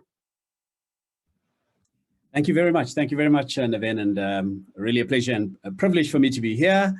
I'm going to get straight into it so that we can try and finish on time. Definitely not going to make 3 o'clock, but I'm going to do my best. It's been great. I've been listening to all the other speakers before me, and really some good nuggets and good advice and good notes that I was taking for my own business. And as a speaker and think shifter myself, I run a few businesses, but I primarily enjoy the speaking platform, and that's where I make most of my money. So this is my happy space. So we're going to get straight into it. I want to invite you to just change your mode of view from gallery to speaker, because I'm not sharing screen, but my slides are going to appear just behind me so that you can really get an understanding of what we're going to talk about. So let's get straight into it. So I want to talk about how we can position ourselves for employment maybe, but more for life and more for business, because I think essentially there are many ways you can do it. Today, I just want to share four ideas on how I think we can do that. But to start that off, I thought I'd share a quick story of this beautiful bridge called the Choluteca Bridge, which was built in 1930 in the Honduran city of Choluteca. It was built as a state-of-the-art bridge by some of the leading architects from the US. It was built to withstand any type of natural disaster, from floods and typhoons and hurricanes. And true as Bob, in 1998, Hurricane Mitch came sweeping through Honduras, killing over 7,000 people, disrupting traffic, throwing buildings down, and literally washing away bridges and rivers. But yes, the bridge you see right over here, the Choluteca Bridge, stood firm as a testament of its structural permanence. You see, the only problem with this story is that, well, actually the river that it had once gone over, let me move myself to this side, the river, here you got the river, that it had once gone over had also shifted its course as a result of this flood. And that's really interesting for me, because it made me realize that if we don't adapt and we don't change, and we are not flexible enough and we're not agile enough, that which we think remains permanent is definitely not permanent. And just as we've seen now with the pandemic, the virus that initially hit South Africa on the 5th of March last year, now you've got these different variants. So just as much as we are adapting to the crisis, guess what? The virus is also mutating. And that made me realize that for us to be able to position ourselves into the workplace, we need to have some really critical approaches or critical skills. And I want to start off by talking about having a laser sharp mental acuity. You see, mental strength involves more than just willpower. It requires hard work and commitment. It's about establishing healthy habits and choosing to devote your time and energy to self-improvement. As we've already heard about personal mastery, that's exactly what it is. And I also do a little bit of personal mastery training myself, and absolutely correct. Self-awareness is at the heart of that. And I love the fact that she had put up on that slide the idea of creative tension. Very, very important. So the ability to concentrate on something in your environment and to direct your mental effort towards it is critical for learning new things or achieving goals and performing well across a wide variety of institutions and situations. And so whether you're trying to finish a report, or whether you're trying to look for a job, or whether you're trying to complete a marathon, your ability to focus can mean the difference between success and failure.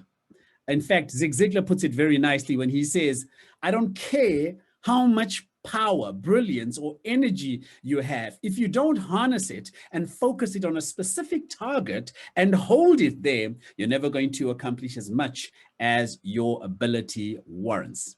And maybe I'll just ask you to do a quick exercise, and I'll just remove myself from the screen quickly here.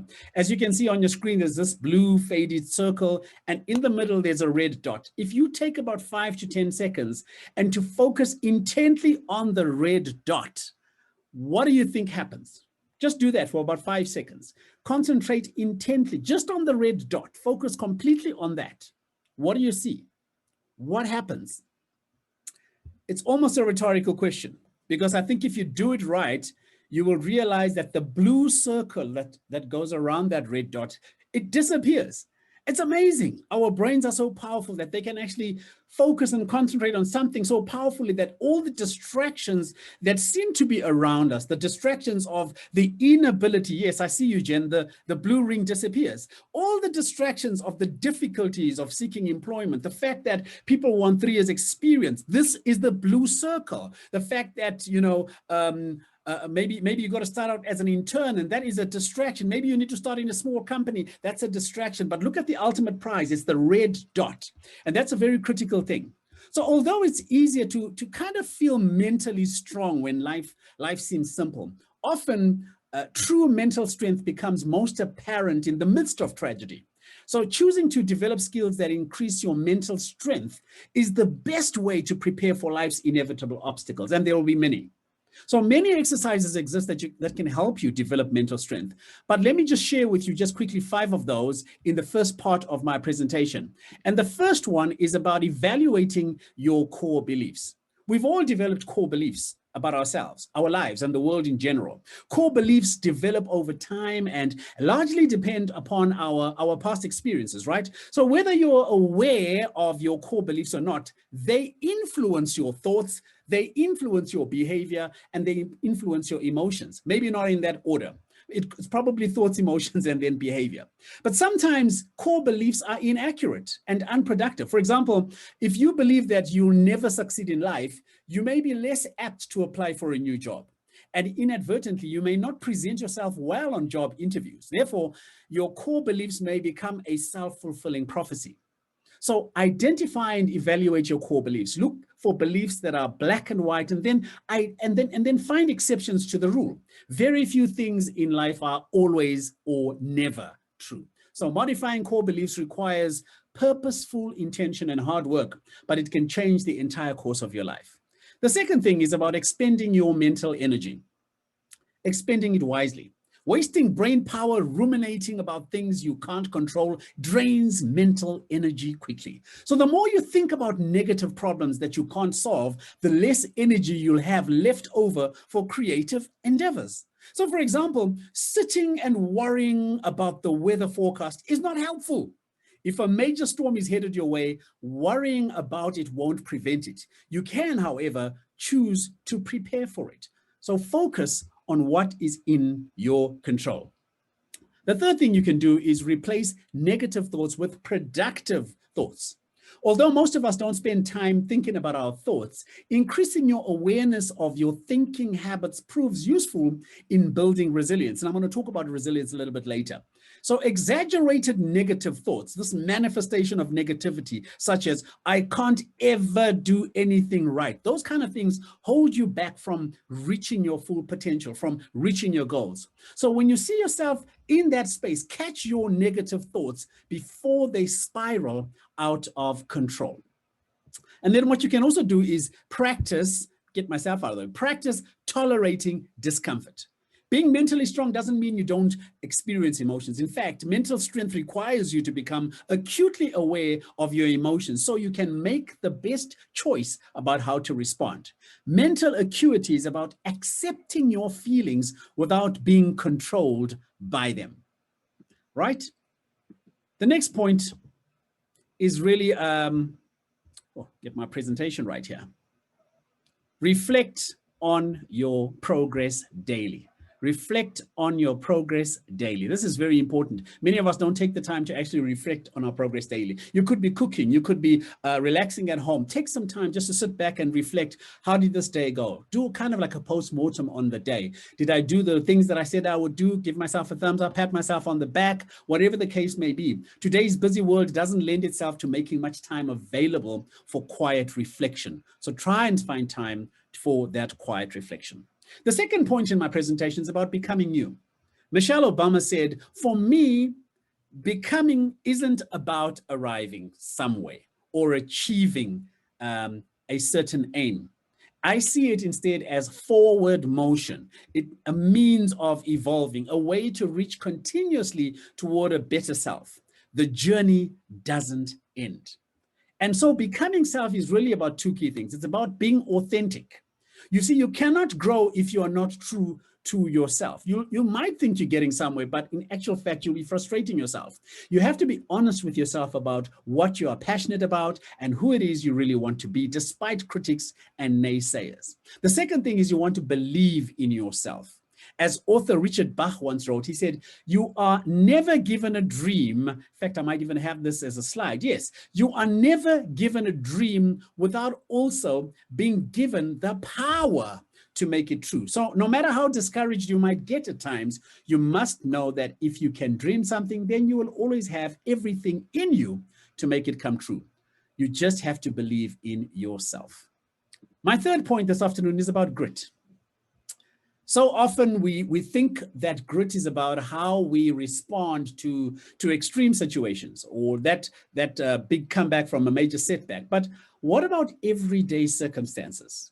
You see, I would argue that mental resolve is like a muscle. It needs to be worked to grow and to develop.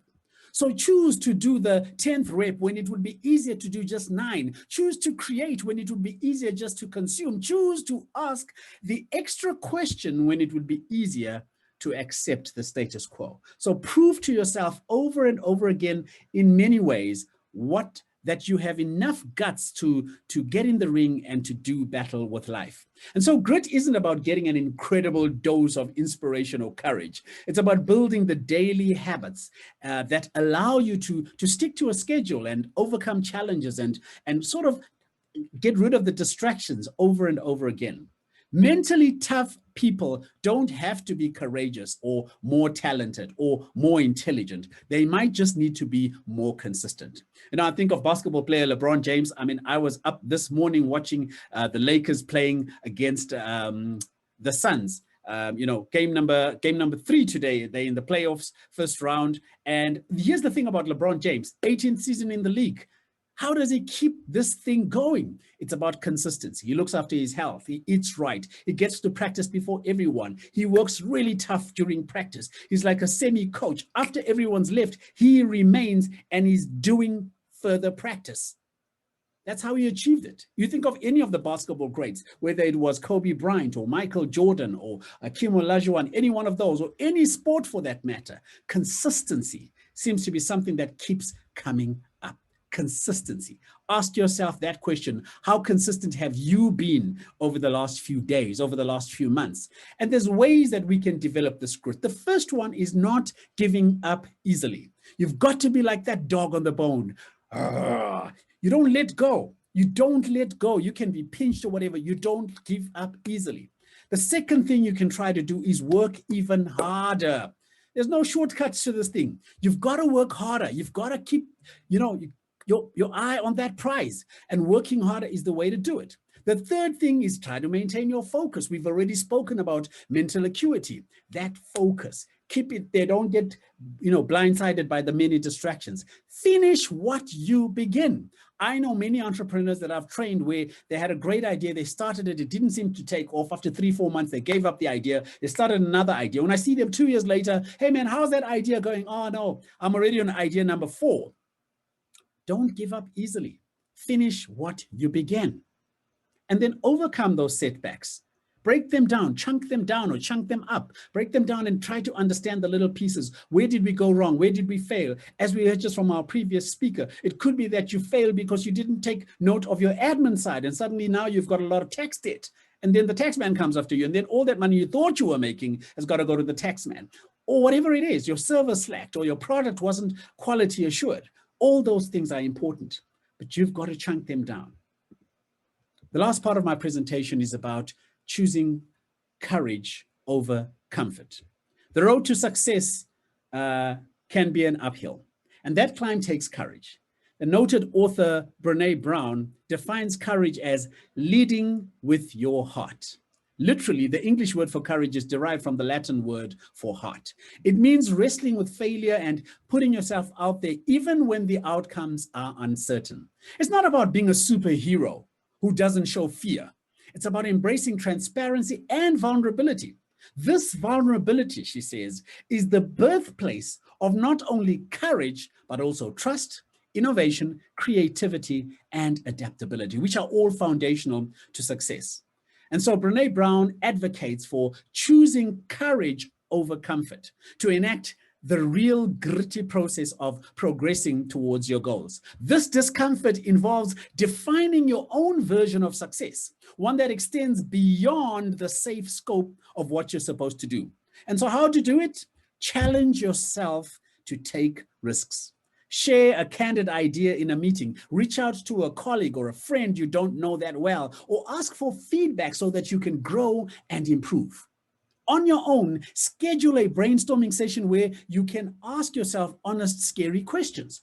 What is it that you truly want? What would you do if you had no limits? Make a list of all these possibilities, anything and everything that excites and motivates you. I want to close off with a quick story. And it's a story of my own courage. 2 years ago, I was in the city of Victoria Falls in Zimbabwe. I go there annually for what I call my solocation, but it's really a business treat for myself. I go for 3 days. I spend 2 days literally in the Victoria Falls rainforest, and I spend 1 day doing proper strat. I mean, I even book speakers, guys. I dial them in and I ask them to give me a pep talk on leadership and personal development. And then on the last day, I always try to find some activity to do to kind of, do something of some fun nature. I went to the travel desk and the guy said, "Have you ever walked with lions?" I said, "Do you see the color of my skin?" Anyway, I booked it, guys. $120 later, found myself in the middle of the bush walking with this lion. But there were rules of engagement. I didn't rock up there all strong and courageous. I was fearful. But when I learned the rules of engagement, I was more at ease and I understood how to navigate walking with a lion. There were several rules. One of the rules was don't run, because if you run, you will become a meal. You can't outrun a lion. Number 2, don't tie your shoelaces, because the moment you come down to the lion's level, it thinks you're trying to confront it. You will become a meal. Number 3, here is a stick that you can carry while you're walking with the lion. I'm sure you can see I'm holding a stick in this image. The stick is not to hit the lion. The stick is for if the lion suddenly turns on you. Well, the lion's actually a big cat. It's very playful. So just take the stick and hit the ground next to you and say, "Hey, kitty, kitty." I said, "Yeah, right." That ain't gonna work. 45 minutes of walking with this lion taught me courage. I walked behind it. I was led by it. Sometimes when you're looking for employment, you have to understand authority. This is the king of the jungle. And I understood my space and my place, but I developed my own courage and I picked up some leadership traits. 3 weeks ago, I was in Zambia in Victoria Falls, and I walked with a cheetah. Totally different type of animal. I mean, there you definitely don't want to run because there's no way you can outrun a cheetah. And so there are many lessons we can learn from just looking around nature and the world. But today I thought I'd just share those 4 key points about mental acuity and developing courage and what we've just spoken about right now. This is the courage. I think we talked about grit and authenticity, becoming you. I want to close off with a quote by Oprah. She says, "Doing the best at this moment puts you in the best place for the next moment." And the word I want to highlight here is best. It's doing is probably secondary for me because I have to do something, some action. If I'm going to look for employment or if I want to get into a particular company, I'm going to have to do something. But that something must be the best of myself. I must not show up with mediocrity or complacency. I must show up with the best, the highest level, my best, my absolute highest level. And that for me, my friends, is what's going to make me positioned much better so that I too can take advantage of the opportunities that will present themselves. I know this was fast. I tried to rush through it in the interest of time, but I hope that it was at least insightful enough for you to take away a few learnings that will position you better for your work and for your future. I wish you every success and God's blessings. If there are questions, happy to take them if there's time. If not, Naveen, you know where to find me. I'm happy to answer questions post this, but thank you again for your time. Alex, thank you very, very much. I mean, that was just absolutely perfect ending to the day. And kudos to you for the courage you displayed walking with that lion and the cheetah. But the one slide that you used, you are never given a dream without also being given the power to make it true. And I think that is so true. And if nothing else that we leave our alumni with today is that we all have it within ourselves to be able to be able to achieve. So Alex, thank you very, very much. We are not going to be taking any specific questions right now, Alex, but we welcome everybody to be able to direct any questions, to you via the office. Once again, thank you very much. It was the perfect ending. Ladies and gentlemen, before we close, I would like to first and foremost like to take the opportunity to acknowledge all our speakers. First and foremost, Nazrana, thank you once again for your insight and your expertise. I know you are going to receive quite a number of emails in Hayden and Cindy's absence. Thank you to them as well. Patricia, thank you very much for availing yourself to be with us today. Charlene, what you have delivered and the work that you are doing at UWC, I know is going to attract a number of young budding entrepreneurs. To Donovan, who has also stepped off, thank you for those real insights, the true face of an entrepreneur. You can see the dark rings under Donovan's eyes. I suppose comes with the territory of being an entrepreneur. And then of course Sheila, just in terms of her insight, her insights, which was also incredibly valuable. And of course to you, Alex, thank you very much once again. Grit. I think that is probably one of the major takeaways for me today. And then most importantly, I'd like to be able to thank my team, without whom this would not have been possible. I'd like to acknowledge Ms. Sumaya Barnes, who was instrumental in realizing today's event. Sumaya, where are you? There you are, Maya. Sumaya was the project lead on today's session. So to you, Sumaya, thank you very, very much. And to Najma, thank you very much for supporting Sumaya through this journey, this continuous, and evolutionary journey of learning that we find ourselves in. And then of course to Avril as well. Thank you very much for the support that you have offered us as a team. To our alum and to everybody that is still on the call, the Alumni Office is in the midst of a revolutionary process, something that has not been embarked on at UWC ever before, and that is the launch or the development and eventual launch of what we be simply entitling the UWC Alumni Portal. So the Alumni Portal is an online site with the sole directive of keeping you as our alumni informed of what is happening within the university. So, if you think of it as a social media tool for your alma mater, but, not only that, the portal offers us the ability to be able to keep in touch with you, but also for you to be able to communicate to the university. And it also affords you the opportunity to update your details, to connect, to build your network. It also gives you an opportunity to,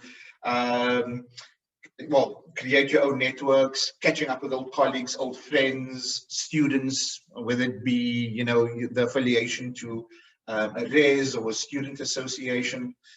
So the reason why we've chosen to launch this portal at the Young Alumni Series is to be able to offer to you as our young alumni the opportunity to eventually be connected to a mentor. Because we do realize that mentors in today's day and age are few and far between. And, as UWC, we realize we need to be able to support our young alumni more now than ever before, to assist you and support you in your career growth. So keep an eye on the space, keep an ear out for comms that would relate to the portal. And Najma, if there's anything else that you would like to be able to say that relates to the portal, Najma is also key and instrumental to the portal itself. So I'd offer her an opportunity to say something if I've not taken the wind out of the sails. Thank you, Niven. But I think you've covered it all. As Niven has said, just keep an eye on our social media pages, follow at UWC Alumni, and update your details so you get our emails and know when the portal is launching. And we're really excited for this. Very, very, very excited. Thanks, Najma. So I think we've overrun quite significantly, but I think it was a really wonderful experience. At least for us as a team, it was an incredible opportunity to have such phenomenal speakers. And thank you to each and every single one of you who took the time out of your day to spend it with us in this forum. So with that, ladies and gentlemen, we bid you farewell and all of the best from the Alumni Relations Office at the University of the Western Cape, the Directorate of Institutional Advancement, and the UWC as a whole. Thank you very much.